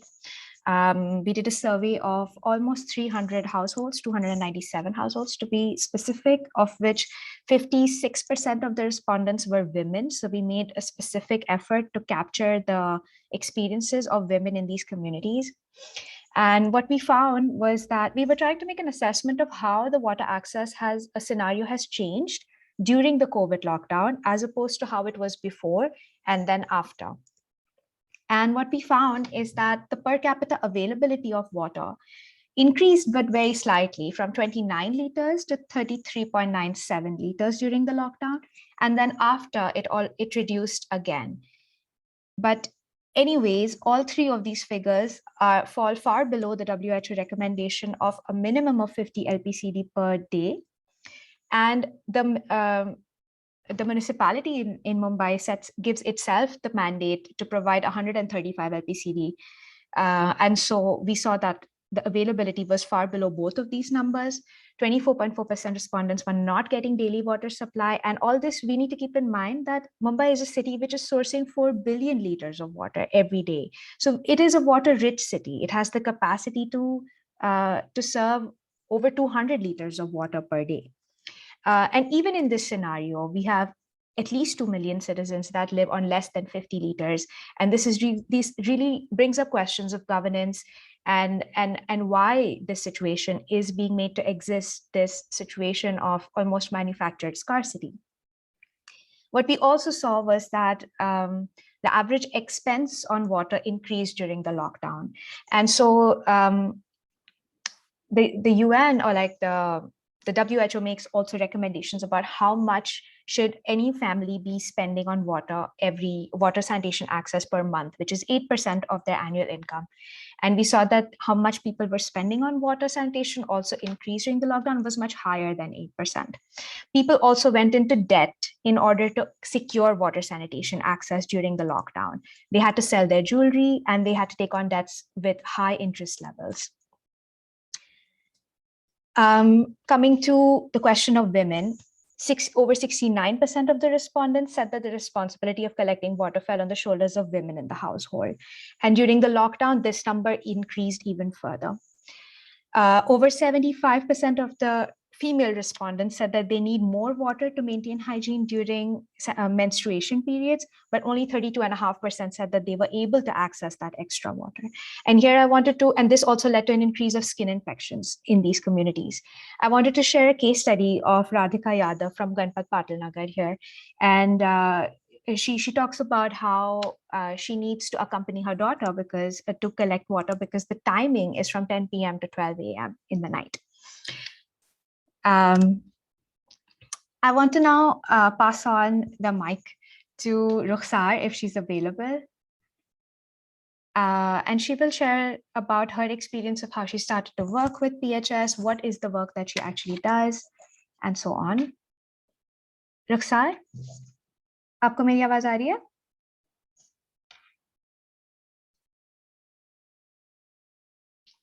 Hello, हाँ आ रही है आपकी आवाज? तो मैं ट्रैवलिंग में हूँ इसलिए। आप बोल सकते हो। ओके, मेरा नाम रुखसार खान है और मैं पानी हक समिति से पिछले 3 साल से जुड़ी हुई हूँ और मैं एक कार्यकर्ता हूँ जो हम बस्तियों में जिनको पानी मतलब उनके जो हक है, राइट्स है, जो नहीं मिल पाते, तो मैं ऐसे बस्तियों में हम जाके लोगों को मोबिलाइज करते हैं कि पानी हक समिति क्या है। पानी हक समिति एक कैंपेन है, मुहिम है जो लोगों द्वारा बनती है। इसमें ना कोई फंड है, ना ये कोई रजिस्टर है, ये लोगों द्वारा बनती है। लोग जुड़ते हैं, लोग मिलते हैं, तो ये पानी हक समिति बना है और ये चल रहा है। 2010 से पानी हक समिति बना हुआ है और पानी के हक के लिए हमने हाई कोर्ट में 2014 में 2012 में केस दायर किया था कि सब जो कोई भी कास्ट के कोई भी। रुखसार आप म्यूट पर हो।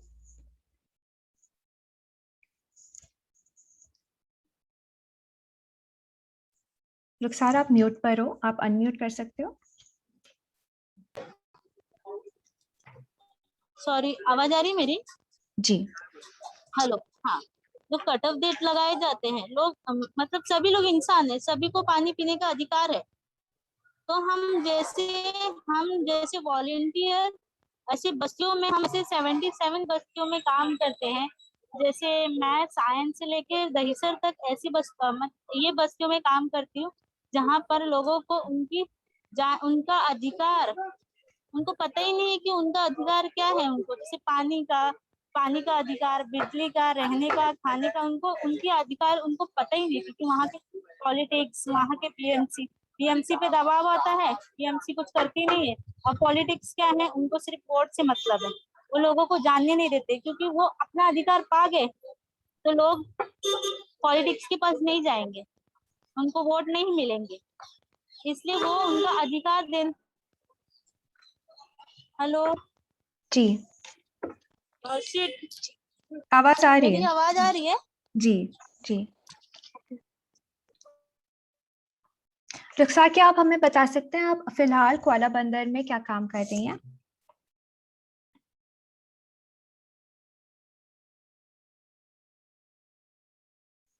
Okay, she seems to be having some connectivity issues.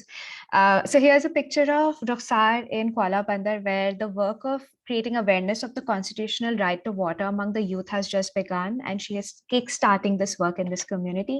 She herself is a resident of Dharavi, and her family has also faced issues of water access. So I wanted to share these pictures, especially because young women are getting involved in this work of mobilizing and creating awareness. We will now hear from Pooja, who works specifically with homeless communities in Mumbai. Pooja? Hello, मेरा नाम पूजा और मैं पानी हक समिति के साथ homeless community में काम कर रही हूँ। तो उसमें से मैं आपको सबसे पहले बताना चाहूंगी कि हाँ, होमलेस किसे कहते हैं, कि हमें पता है कि अगर ऐसे कोई इंसान है जिसके पास चार दीवार नहीं, ऊपर छत नहीं है, वो किसी भी नाले के पास या फिर फुटपाथ पे या फिर किसी बहुत बड़े पाइप हम देखते हैं उस पाइप के अंदर या फिर बड़े बड़े फ्लाईओवर के नीचे अगर वो रहते हैं तो हम उन्हें होमलेस कहते हैं। तो अगर वो हम देखते हैं कि कई बार हम होमलेस को भिखारी कहते हैं, तो मुझे ये कहना है कि ये दो अलग अलग है। भिखारी अलग होते हैं, होमलेस अलग होते हैं। जो होमलेस होते हैं हम देखते हैं कि वो अपनी रोजगार करते हैं। हम देखते हैं कि अगर हम कहीं गाड़ी से जा रहे हैं तो कोई ना कोई आके हमें बोलता है कि ये पेन ले लो, ये 15 अगस्त के दिन झंडे ले लो, या फिर दिवाली है तो दिए ले लो। वो सामान बेचते हैं और उससे पैसा कमाकर वहां पे रहते हैं, तो ये हम होमलेस कहते हैं। ये होमलेस होते हैं। तो उनके बाद उनका जीने का तरीका हम देख सकते हैं कि वो कैसे जीते हैं।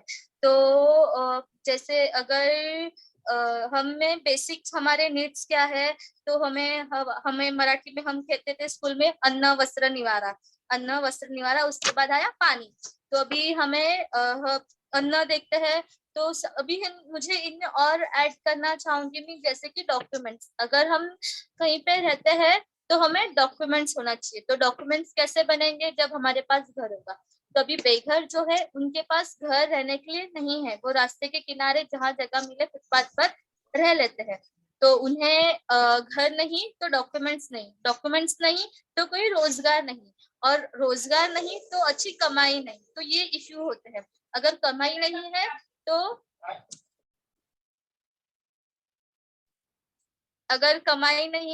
तो वो कुछ ले नहीं पाते, घर नहीं ले पाते, बिजली नहीं ले पाते, पानी नहीं ले पाते।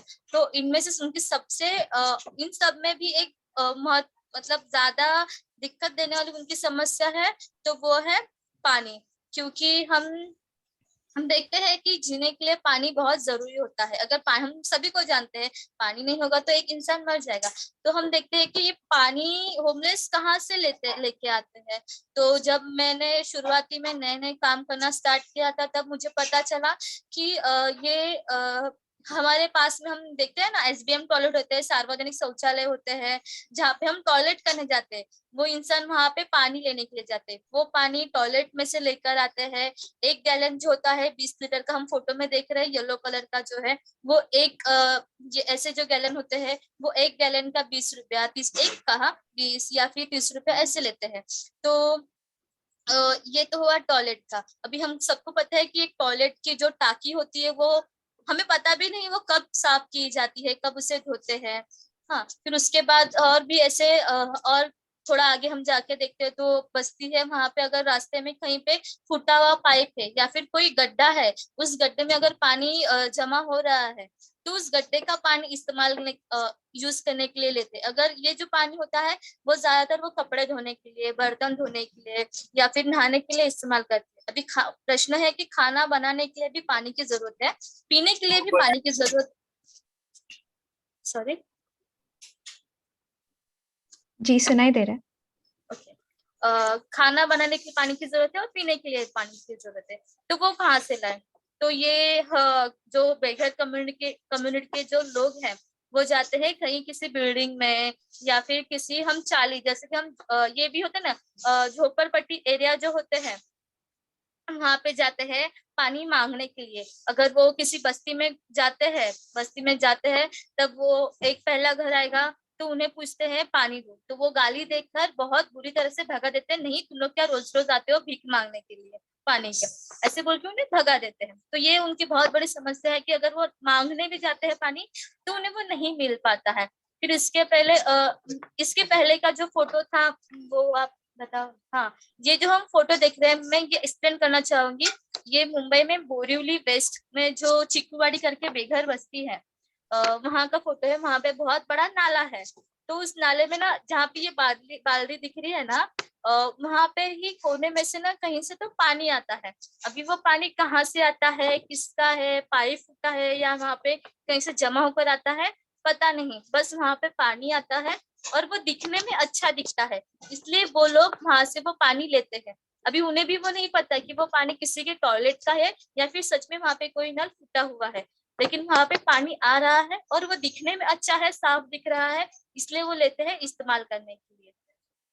हाँ, ये ऐसी उनकी पानी की समस्या है जो उन्हें कहीं से लाना भी बहुत मुश्किल है। बहुत बड़ा प्रश्न होता है।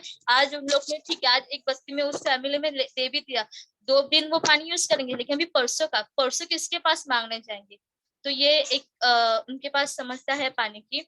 और फिर हाँ, मुझे एक और इसमें ऐड करना था कि जब वो कहीं मांगने भी जाते हैं या फिर समझो किसी दुकान, हम रास्ते में देखते हैं कि बहुत दुकान होते हैं, कहीं कहीं दुकान में पानी होते हैं, अगर वहां पे लेने जाते हैं तो उन्हें बहुत ही ज्यादा पैसे वो लेते हैं। अगर हम 1 गैलन का अगर हम पानी 1 गैलन भी लेते हैं तो उसका 20 रुपया, अगर हम 5 ले तो उसका इतना वो नहीं ले पाते, क्योंकि उनकी उतनी कमाई नहीं है। हम देखते हैं कि उन्हें ज्यादा रोजगार नहीं। हम अगर आप देखोगे तो कुछ कुछ लोग जो नींबू मिर्ची होता है ना, जो कई लोग अपने घर पर या फिर गाड़ी पर लगाते हैं वो बेचते हैं, लेकिन सिर्फ सैटरडे संडे। ऐसा कुछ कुछ लोग मतलब अभी भी ऐसे हैं जो अगर कोई त्योहार आया तो उनका धंधा हुआ, नहीं तो नहीं। जैसे मैंने अभी पहले भी कहा था कि अगर 15 अगस्त आ रहा है तो वो झंडे बेचेंगे, उनको हाँ ठीक है अभी रोजगार मिला, अभी मेरे पास पैसे है, अभी मैं उससे कुछ कर पाऊंगा। तो इसलिए हर बार पानी के इतने ज्यादा पैसे देने इन्हें बहुत डिफिकल्ट जाता है। अभी इनमें महिलाओं की समस्या बहुत ज्यादा है। हम देखते हैं कि ज्यादातर पुरुष जो होते हैं वो बाहर काम करते हैं, पानी लाने का काम मोस्टली कम्युनिटी में महिलाएं करती। हम देखते हैं कि पानी भरने का जो काम है, हमने एनजी ने अभी जो सर्वे बताया था उसमें भी हमने देखा है कि पानी भरते वक्त महिलाएं जो ज्यादा वो काम करती है।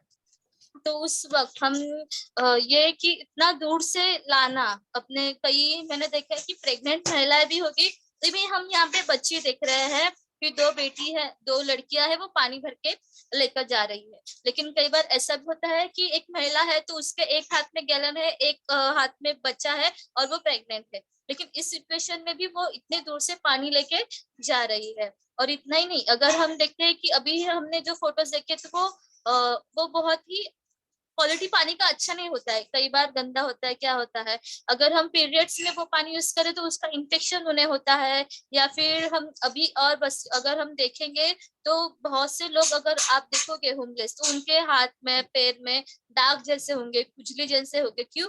क्योंकि वो अस्वच्छ पानी यूज करते हैं। उन तक जो पानी मिलना चाहिए, स्वच्छ साफ पानी उनको जो मिलना चाहिए, वो उन तक नहीं पहुंच पा रहा है। इसलिए फिर उसके बाद ऐसा नहीं है, मतलब ये कहना चाहोगे कि उन तक पानी नहीं पहुंच रहा है, जो उनका राइट है, उन तक नहीं पहुंच पाया तो वो चुप नहीं है। अभी हमने पानी, अभी रुखसार ने भी हमें बताया था कि हाँ, कि उसकी मांग की हमें पानी हमारे मिलना चाहिए, पानी हमारा अधिकार है, उसकी मांग की, लेकिन फिर भी ऐसा कहा जाता है, ऐसा कहते हैं कि तुम बेघर हो, तुम यहाँ के नहीं हो, तुम कहीं से तो आए हुए हो, हम तुम्हें नहीं देंगे, हम बेघर को पानी नहीं देंगे, ऐसे कहना। तो अगर इंसानियत के खातिर भी अगर वो नहीं देते हैं, अब मैं एग्जांपल लेना चाहूंगी कि अगर हम देखते हैं कि जो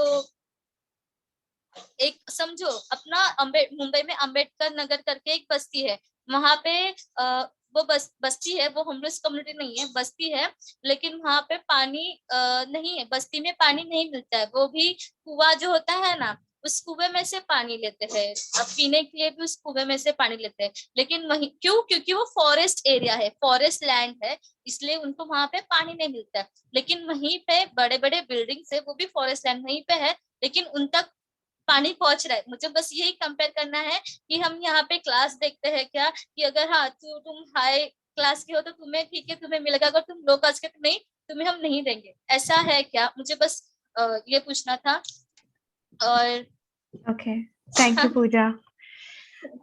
We just wanted to end with this slide, which is a part of a judgment from the Bombay High Court passed in 2014, where the High Court reiterated that the right to water is a prerequisite to the right to life and therefore cannot be denied to any human being living anywhere in the country.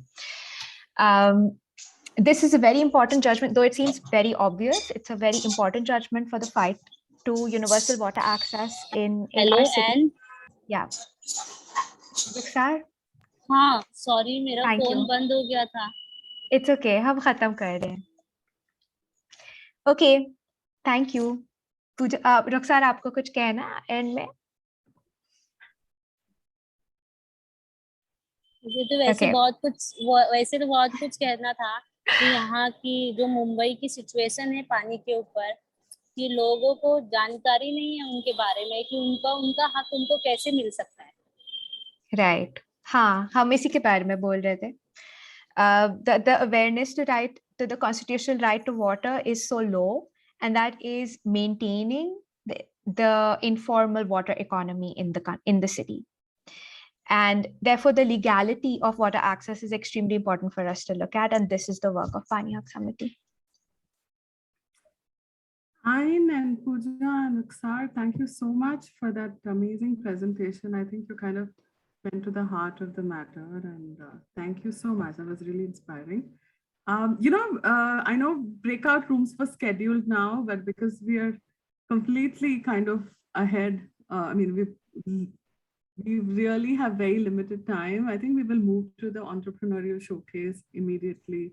Shishir, are you here? Thanks, yes, very much, Fatima. Sorry, was a network issue, but must compliment this team, the Pani Haq Samiti, for throwing light on an area where generally is so ignored by so many people. We look at one part of urban Mumbai, and we assume that that's what is the urban Mumbai that we know. All we need to do is to turn a little to the left and a little to the right, and you see a different Mumbai. And it was important to also highlight the High Court judgment. Team Pooja, Rukhsar, and Anne, thank you for this. And as Pratima, you've said, yes, we move on to breakout, we'll hold on. We also request the participants to be a little more concise so that others get an opportunity to share their ideas and thoughts. Also, I'm going to introduce in the entrepreneurial segment 3 very interesting works. The first, I'm inviting Ajinkya Dharia, who's hi Ajinkya, and he's founded Pet Care Labs in 2018 to solve an environmental and hygienic problem. Yes, this has been discussed time and again by different speakers in different forms also. And menstrual pads, how do you, how they end up in landfills? How can you ensure that when the complete decomposition of these machines can take centuries? And to raise this issue, Ajinkya has come up with a device to recycle used pads. They can disinfect and process up to 1,500 pads a day and turn them into recyclable materials such as plastic pellets. Ajinkya, over to you. Yes, thank you, Shishir, for the introduction. I'm glad the topic around the gender sensitive initiatives that everyone is discussing right now associated with the WASH. And kudos to Jain and Paniak Samiti, how you guys are working and breaking different the barriers across these industries and more focus on the water segment. So in the same way, at Padcare, we initially focusing on menstrual hygiene management. And when we are focusing on the wash segment and more on the waste management, 40%, and in this unorganic sector, more than 40% are the females. And when I started this journey in 2018, while focusing on the female health and hygiene, where first major issue I observed the menstrual hygiene management, right? Their personal health and the hygiene around how they are handling the menstrual pad and how it is going to landfills while handling by the waste pickers. So I will just share my screen so that I can share our work and how we are taking these norms around, just not about sanitary napkins, but diapers as well. So basically right now, so I am audible clearly? I hope there is no echo. No, it's fine. Fine, right? So basically, if you can imagine right now, a single pad takes 800 years to decompose. And the females are just putting this pad into nearest dustbin, which is very the good source for the pathogens and bacterial growth. Apart from this, the waste pickers, probably in most 90% cases, the female waste pickers carrying this kind of waste by using bare hands, right? Which leads to their health and other respiratory related challenges. And as a single pad takes 800 years to decompose, which means every pad ever manufactured on this earth is still on this earth, right? So at Padcare, we are solving two major problems. One is while focusing on the gender sensitive services where we are providing health, hygiene, while maintaining female privacy around menstrual hygiene management domain where they can dispose the used sanitary napkins safely at source while with our technology. And the backend, we are organizing proper supply chain such that this collected parts will be processed into the backend centralized processing machine where we can turn this used sanitary napkin to the paper blocks and the plant pot like this. Apart from this, when we enter into this market while focusing on the backend disposal, major issue and number of organizations are working in the awareness and accessibility domain. But how we are solving this issue by acting as a one-stop platform in a MHM domain. What we have done that for the awareness, it is something we are associated with different of NGOs. Then vending machines where we are working with all major pad manufacturing companies. At the back end, the Padcare bin where females are disposing the used sanitary napkin in safe manner at this bin, which equipped with our Padcare web mechanism, and at the back end where it gets processed into a central machine. So basically, vending machines are already available in the market. It is something we are providing free pads to the users where someone will dispose the pad in a sustainable way. They will get a new one at a free of cost. We are trying to make that circular economy at source. So these machines are installed at most of the public washrooms, education institutes, schools, at rural areas as well. Again, it has a multiple option, UPI based and the other part of it as well. At the back end, this is where our technology lies. These bins are installed at different washroom level at public places as well as at private as well as at education institutes where user have to just dispose the pad. And it has our nanoparticle mechanism as well as Padcare mechanism. Because of that, these pads are being stored for 15 days without any odor and bacterial growth. Then with our service mechanism, we are collecting it and we are doing a backend processing into our centralized processing machine.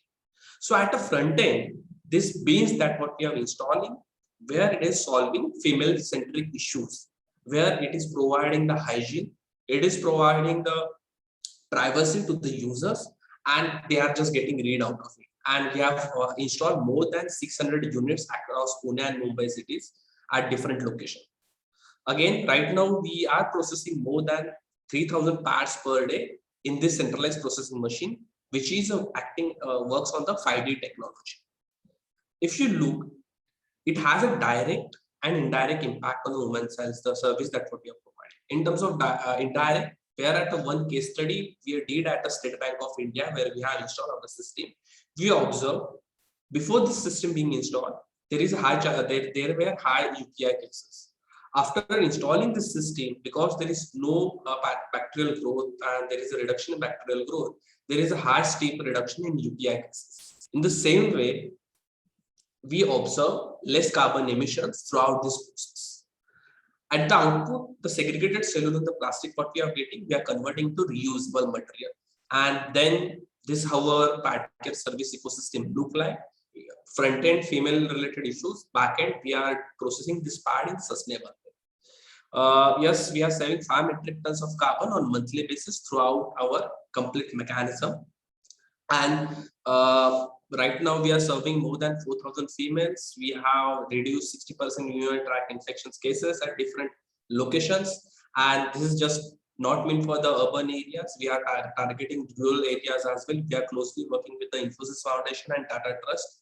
And we are looking forward to install this at a number of public places to create this impact in terms of female health and hygiene, while maintaining the environmental ESG goals at the center.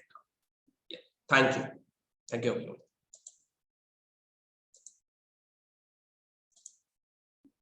Thanks very much, Ajay. Yeah. I'm audible? Thanks, Ajinkya.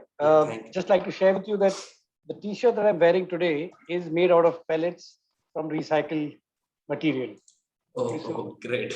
Reinforces what you've been talking about as well. And yes, interesting work. I'd like to invite now Adrienne Thadani. She's somebody who had very limited experience on gardening, but chose to take up this cause, and wanting to eat fresh.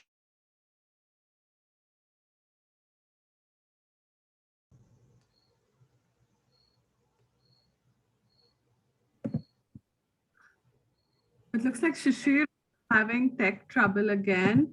So let me quickly introduce Adrienne, who's an old friend of mine. And she's been a pioneer in Mumbai, at least in the urban farming movement. And yeah, I'm looking forward to hearing more from you, Adrienne. Go ahead. Sorry, over to you, Adrienne. Sorry, but just at the last minute, something or the other happens. You co-founded Thrive, and which is what we'd like to hear more about from you. Thank you. Okay, thank you guys, and good evening, everyone, and good morning for me, because I'm actually calling in from Washington, D.C., where I am visiting my parents, but I do call India home, and I'm missing being there quite a bit right now. So let me just share my screen and get started. Okay, can everyone see my screen? Yes. Okay, great.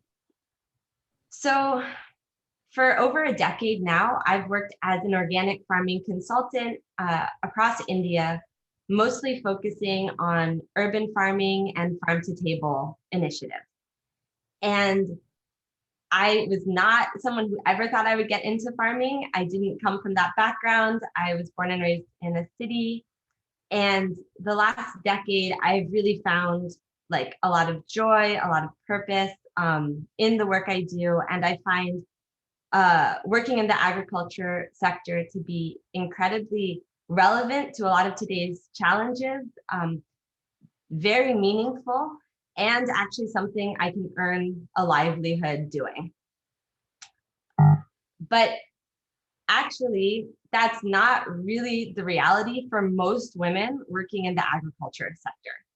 And right now, the world over and in India, the agriculture sector is one of the major like creators of poverty. Like most people who are the world's poorest are working in agriculture. And right now there's a growing trend of more women entering the workforce. And so the big picture of the work that I'm doing now is really looking at how do we reimagine what it is to be a farmer in today's day and age and really bring back purpose, profits, and prestige to the agriculture sector. But today I wanted to narrow that down. So our work has a kind of holistic approach to creating sustainable food systems. And a lot of it is based on investing in these farm hubs. So these farm hubs provide a series of services and programs, all always working on organic and regenerative farming practices, but with the goal of also improving livelihoods and health and nutrition. So today I wanted to look at the programs that we started to see are needed when we look at the fact that we have a lot of women entering the workforce and we feel like they are completely ignored and underinvested in resource of the agriculture sector. Oh, sorry. So what we're seeing is that if we can really invest in the training and the upskilling of female farm workers in organic and regenerative farming practices, and figure out ways to create more ways to earn income, then we can make the agriculture sector a really great place to work for women. So it's a place where they can earn quite a bit more than they currently do, working towards actually earning the mean income of the country, where they're actually producing better quality food, not only for themselves, their families, but for society at large, where their practices and the type of farming they're doing is actually improving the environment, and where they're actually working in a profession that is growing, has lots of opportunities, and is really facing the challenges of the future. And so today what we narrowed down on is food waste. And so when I talk about food waste at the farm, what we're talking about is produce that was grown but never reached a market. So maybe it didn't have anywhere to go, or it couldn't get transported there. Maybe it didn't meet industry standards, or maybe it's something that we actually forgot we could use. And so what that looks like on some of our farms is just here's an example of how we grow our cabbage in the fields, and then when we deliver it to a restaurant, we sell it in the market, we've removed all the outer leaves. Now, sometimes these leaves are composted, sometimes they're fed to livestock, but often they're left to rot or burned.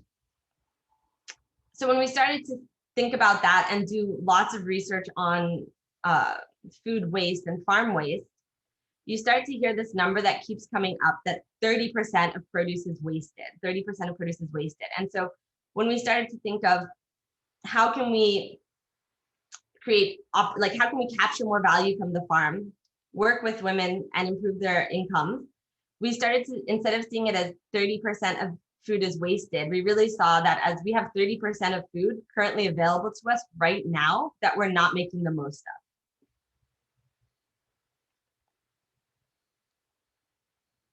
And then we started to look at, okay, what could we do with some of those things? And this is when we started working with chefs who specialize in food waste and all these things you can do. So for example, up in the top corner, we see okra leaves. So most people don't know that okra leaves are incredibly nutritious. They're a source of iron and vitamin A, and those can be turned into chutneys, pestos, sauces, etc. We also looked at what kinds of client might not mind if the produce is quote unquote ugly or doesn't meet industry standards. And we immediately thought of babies and baby food. And once you blend something up, it doesn't matter if that produce wasn't perfect, but the truth is we have this beautiful organic fresh produce that makes no sense to waste. We also started to look at products that could be maybe higher value products that could be sold, like something I didn't know you could do, but it's actually delicious, which is using banana peels to make a vegan bacon. And things like very nutritious elephant foot yam, which actually grow like a weed on our farm, aren't actually harvested or used, but those can be turned into noodles and other interesting products. So those were some of the ideas that we started to look at and we're starting to play around with to see what can we do with the food waste that we currently have just sitting there in front of us on the farms. And so our pilot program that we're starting is in Raigad district, which is where Alibag is located and connected to Mumbai. So this is mostly where I'm familiar working. And pretty much the crux of the project is investing in community kitchens at our farm hubs, providing the training workshops and the professional support, and then also doing the R&D, the product sales, and really figuring out if through this pilot program, we can start to double the income of farm workers who are making these products.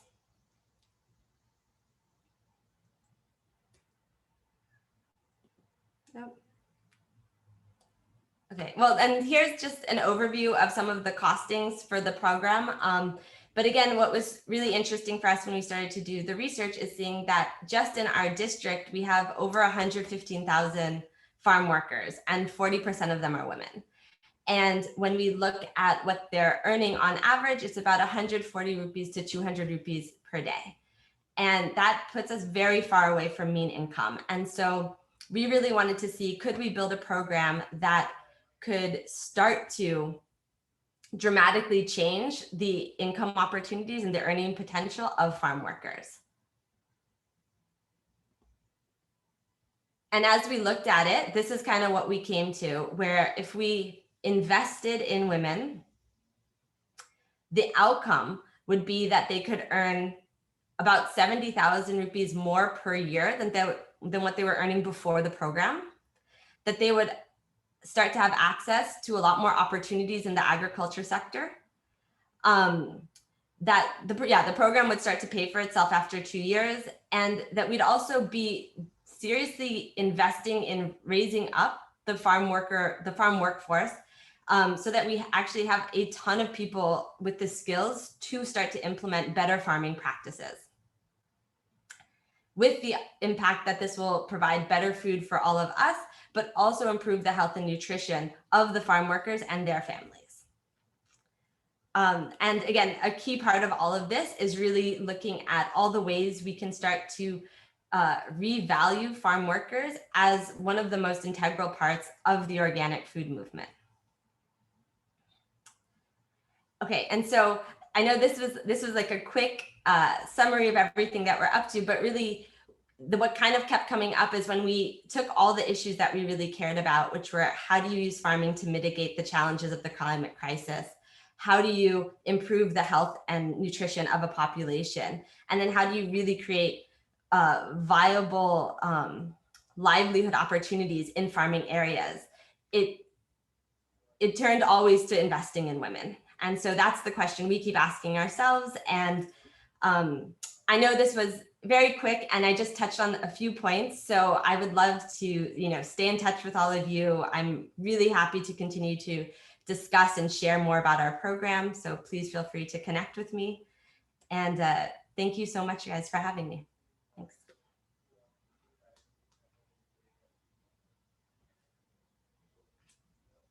Shishir, you're on mute. Thanks so much. Thank you, Adrian. And in the chat box, I'm sure there'll be some questions.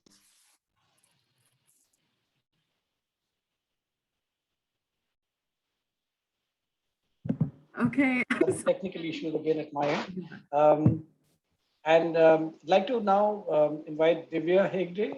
Divya is a Google alumni with a master's degree from the Northwestern University. More interestingly, she's developed tip sessions, a waste management NGO. And that's something that we'd like to hear from, more awareness in the rural areas. And Divya is a UN Women Awardee for the leadership in gender equality. Divya, that's very interesting, and we'd like to hear more from you as well. Thank you so much for the introduction, and thank you for having me on this talk. Let me quickly share my screen.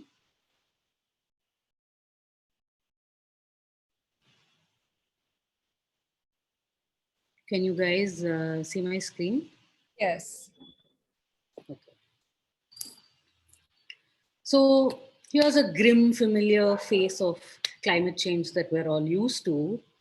But the question that always bothered me, and it should bother everyone, is does Udupi really care?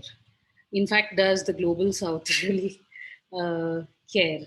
Um, I'm from Udupi. Udupi is my hometown, and I think my hometown is a mess. If you do visit, you'll see that, you know, on the surface of it, everything is beautiful. That's because we're experts at hiding away everything in landfills and in the gullies. How I realized was I wanted to give back to my hometown in the form of sessions. TIP sessions means TIP is short form for the Integrated Penguin. That's the communications agency that I run. And through little sessions about how to value our surroundings, I wanted to educate kids in Udupi and coastal Karnataka who find Bangalore extremely aspirational. It's to me that's very sad because they have beautiful surroundings, and that's what I wanted to educate them um, about. Coastal Karnataka, frankly, is on one hand flanked by the coast. On the other hand, we have the Western Ghats. So we started having sessions about these things and how one shouldn't aspire to become one of these big metros having garbage crises. And one of, I think the sixth standard kids said, oh, so you have car, washing machine, fridge, everything. You've gone to USA and come, and you're telling me I shouldn't have all this. And that's when we realized that no, we can't really keep talking at our stakeholders. We need to understand their reality and talk with them. That's when we started this community-led climate action NGO, because we realized that, you know, we could do waste management for somebody, but change, it has to come from beyond awareness. It has to come from action. So we started with schools and colleges where we saw that by leveraging local arts, like for example, we leveraged the Yakshagana, we leveraged the Kannada language and theater and plays and taught kids about plastic. And they in turn had a huge impact on the change in lifestyle on the parents. So we continue to do that. Of course, COVID has sort of slowed that down, but that has helped us a lot. What really helped us, aside from engaging with the kids, is engaging with the women. We realized that there, I mean, we talk a lot about having women in waste management, etc. But to what level are we engaging them? We realize that they're, you know, in the front line of climate change, they suffer the most if there's no water, like the Pani Hak Samiti talked about the challenges of these women. They are the ones to suffer with climate change. If there's agricultural problem, again, they are the ones who starve and let the family eat. And they are also the ones that are in charge of waste at home. So why not extend it outside home, but not in an unorganized fashion, but tie up with panchayats and train these women for a specific period of time and use language of climate communication that is familiar to them. Now, we cannot sell the poor polar bear to someone trying to make their living from day to day in rural Karnataka. We have to talk about what's in stake for them, for their kids' futures. That's what we started doing. We started using a gender sensitive angle, which means that even with our waste management NGO itself, it's not just about trying to rope in SHGs, because here's where the caste and status issues also creep in. Waste is not just about um, you know, dealing with the economics of things, but it's also about who's willing to pick up waste and segregate waste, even given the nicest standards, because waste is considered as the lowest form of work. So we've had times when we're going on one side of the road and people cross the road because they don't even want to go past us. They might catch a disease from our women, or, you know, we might be stinking or something like that. So it's the mindset change. where tip sessions comes in with education. And then it's job generation for rural women, where we don't just look at SHGs, because SHGs are more or less used to, from my experience, the cycle of loans and interest and things like that, and work of a nature that doesn't involve waste management. And we have other mindsets that say, you know, these waste management women are not from good families. We need to have women from good families doing waste work. But tell me, who are these women from good families that will be willing to do the waste work? So we look beyond SHGs and beyond social stigma, etc. And I'm not saying we still don't have caste problems. We do. Sometimes we get calls from our workers itself, and they'll be like, you know, I belong to this specific caste. I will not do this specific kind of work. I will only be a supervisor or some such thing. So it takes a lot of education, and the education always works when we do it through women and children especially. And like Ajinkya spoke about, period sanitary pad waste, we almost got chased out of a meeting once when we were trying to look at alternatives for sanitary pads. One of us dared to suggest the menstrual cups. And normally in rural areas, what happens is the girls listen to their aunts when it comes to menstrual hygiene and usage of pads. And the aunts were like, you're going to ask my niece to use a menstrual cup. And then she was concerned about, virginity. And also, you're trying to take us back to our ancestors' time. That's such a backward thing. Do you think we are people like that cannot afford sanitary pads? So a lot of these issues come into play as well. And then with the panchayats itself, as well-meaning as panchayats can be, they are elected bodies at the end of the day. So if a practice that the NGO follows goes, directly against what any member of the public wants. For example, some people simply don't segregate. When we go to collect waste, I remember once this man said, apart from paying 50 rupees per month to you, do you also require me to segregate this disgusting waste and give you guys? What are you guys there for if I have to segregate the waste? Y'all are daylight robbers. Now, these are very hurtful things to say to people, especially when you're only paying them 50 rupees per month. But like I said, it has to start from the change in mindset. And very often we may not get support from the authorities, because these very people who may be against waste workers are also voters. So it's a tricky situation, and society at large needs to be educated and trained. And therefore we started bringing school kids and college kids and apartment associations to our waste management centers and asking them whether they'd like to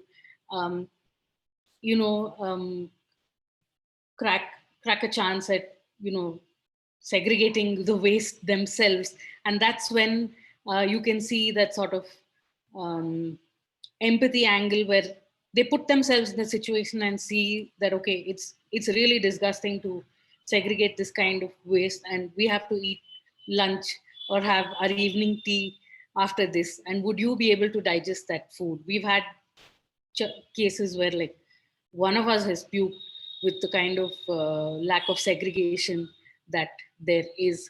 So on one hand, we always request the authorities to train waste workers. And on the other hand, I think there has to be strict penalties for the public that doesn't segregate. I do understand if it's, if it's the poorest of the poor and they do not have access to education, but very often we see that it's the well-off and educated folks that treat waste workers like that. So we strongly believe that penalties are warranted in these cases, and we strictly lobby for them, because honestly, at the end of the day, the intention was never to get into waste management. It's something that we understood as a pain point when we went to do something completely different, like preaching to people. And we're not here to get popular, so we're okay with putting our foot down. So we've used a combination of things: education, language of climate communications, and also technology. And by technology, I don't mean expensive machinery that, some people say they can automatically segregate the waste. But the honest truth is nothing can automatically segregate the waste to that extent. You need one layer of manual intervention, and we're trying to make that layer of manual intervention more dignified for our women. I don't know why my PPT isn't going forward. Sorry about that. But yeah, I'm more or less towards the end of my presentation. What we are looking at is not only training women for waste management, but also training them to see how that waste can be recycled or upcycled into products. And we've done that with cloth already, where we've distributed close to 5,000 bags in Udupi district. And we are looking at local businesses to sponsor us to develop that further, which means more job generation for women. And there's more stake for them to participate in the circular economy rather than just on the waste side of things. We're about 1 year old now. We've diverted about 770,000 kilos of waste from the ocean. We employ about 80 women as of date, and we want to move to other districts, and we're doing it keeping gender in mind, because I really, really think women are like the key development agents in a country like India. So yeah, thank you. I'm open to questions now. Divya, thank you so much for sharing your initiative, and so nice to see the work that you're doing in Tier 3 city. And I especially love the part about destigmatizing waste management and also kind of improving women in the workforce for sustainable development. So kudos to you. So I know we are running late, but I know we want to hear from the participants on their ideas for gender sensitive planning towards better wastewater and sanitation. So I'm going to request all of us to quickly go into a breakout room where we can hear from all of you. The Padlet is going to be shared. So please use that and share your ideas. We want more climate action ideas from all of you. So we'll quickly go into the breakout rooms and come back in for maybe a quick Q&A session as well. But I want to encourage all of you to share your ideas and solutions for climate action. Tanya, would you move us into the breakout rooms? Yes, Pratima, opening rooms. Yeah.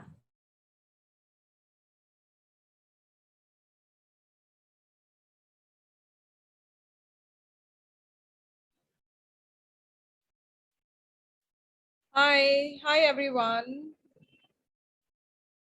Great. So maybe we do a very quick round of introductions. So Manjari, would you like to share? Yes, I'm Manjari Inamdar from Vijayawada, AMRDA. I'm architect and urban planner. Okay, great. Aishwarya? Hi, I'm Aishwarya Sajiv, and I'm a civil engineer. Done my projects in environmental and being part of Sahas Zero Waste, running the MRF material recovery facility at Bidadi, and also being a part of Safe City campaign.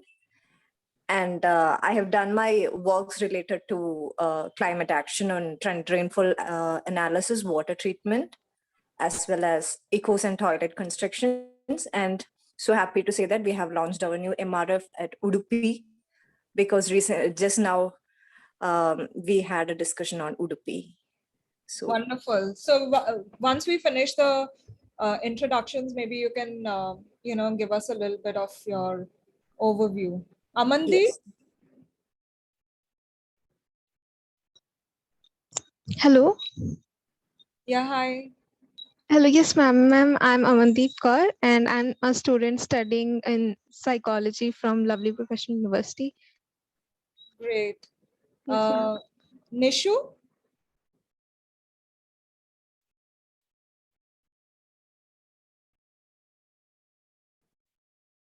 Okay, V. Galo.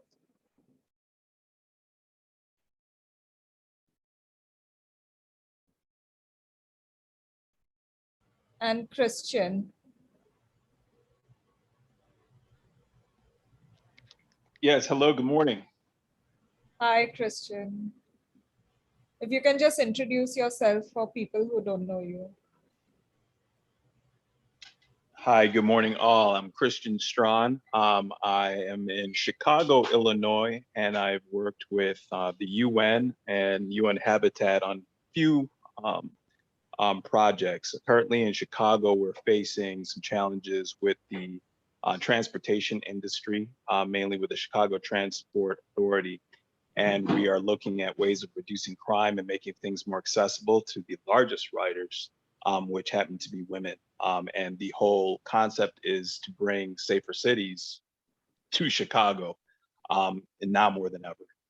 So good morning, all. Thanks, Christian. So, we have the Padlet open.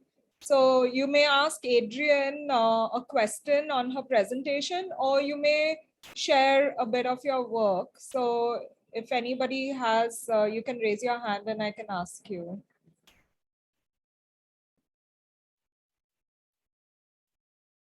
So Manjari, I know you put something in the chat section. Do you want to share? I just want to inform that I am practicing zero waste lifestyle since 4 years. And in my office, I have started this waste management recently.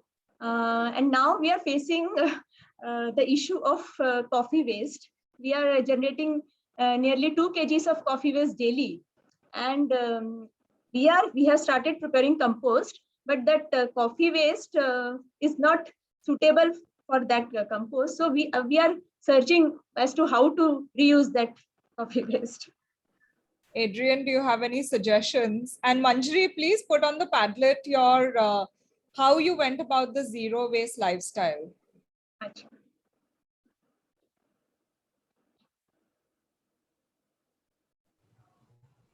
Oh, hi.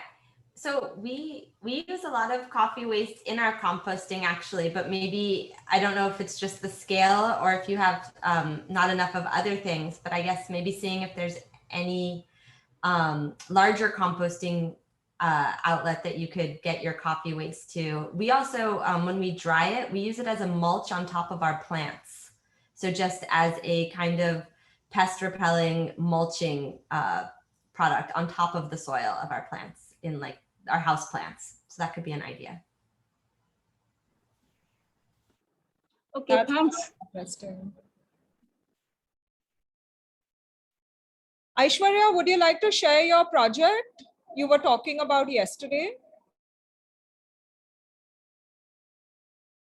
Well, I had shared that in the Padlet, actually, some of those images, which I was being part of EcoSyn toilet construction. It was actually which uses less amount of water, and from which the human excreta we create, we use that as manure. So basically, it will have 3 holes: one for urinating, for collection of urine, one for separate one for the collection of human excreta, and this other one was for the collection of wash water. So these 3 goes to the separate bins, after which some sawdust or adsorbents will be added, after which it will be dried and can be used as manure. But the problem we found that even for the elderly, as it was specified that the disintegrity of homogeneity, like I mean, from the homogeneity which was divided into heterogeneity, like as earlier mentioned, even within this, like elderly people will be there, youngsters will be there. So it finds difficult for elderly people to move backwards and for towards the wash water bin. So we had couple of trial and errors, and we separated, and I had shared that in the Padlet, how we have designed it further. That was one among them. And the other was related to the rainwater, trend rainfall pattern and water quality analysis. For that, what I have to say is basically based on the data. As mentioned in all those conversations, it was once mentioned that the data analysis was very important, and we had a struggle of getting some data were missing from Indian Meteorological Department. So those kind of issues used to happen when we go to some kind of climate action research kind of things, which we face. The other thing which I have to specify is more on safety and hygiene. When it comes to rural development area, because I was taking up a project of material recovery at the suburb Bidadi. So during the COVID times, it was not easy to get a health service very immediately in the rural areas. So proper like PPEs and safety is very important when it comes towards the waste management sector. Yes. So please put all of that on the Padlet, okay? Because it'll be very interesting to listen. I have a question for you, Adrian. You know, the slide that you showed about the 30% of the food that normally doesn't make it to the market, you all are trying to repurpose it in different ways, and things like banana, bacon and all that. What has been the uptake of these things? So right now, I can't really speak to the larger uptake or impact. It's just we are starting super small and we're like in the pilot phase. So I guess everyone that we're working with, like the farm workers we already work with, and then our team is super excited about it. And there's a lot of data that shows that there are trends, that things are trending to people wanting to support zero waste product lines, and especially things that are like vegan options, or like those noodles are almost like a 0-calorie noodle when you can make them. So there's a lot of data to maybe support that these could be exciting for an urban population. And then obviously on the farm, we're working a lot to make everyone who's making the products and the small team that we're working with right now to get them excited about it. And we have a great chef who's able to kind of make everything tasty. But I can't speak to like whether it's working or not working yet, because we're just trying to develop it. But you know, very interestingly, some years ago, I was in Brazil in the Amazon rainforest, and there was this other women-led organization that was, you know, trying to have sustainable farming, but also their resort only use things like, only use vegetarian food, bananas and jackfruits, and every part of that plant, you know, was, and the food was absolutely tasty. They even recreated Brazilian pub food and it was amazing. So yeah, so I think if it is packaged well, if it tastes good, if it is appealing visually, people will never even notice. Yeah, and I think we're also really counting on the fact that when we are using the waste from our farms, it's really always going to be organically grown. So there's also something about having just a much better quality product out there as well. So I think it's all of those components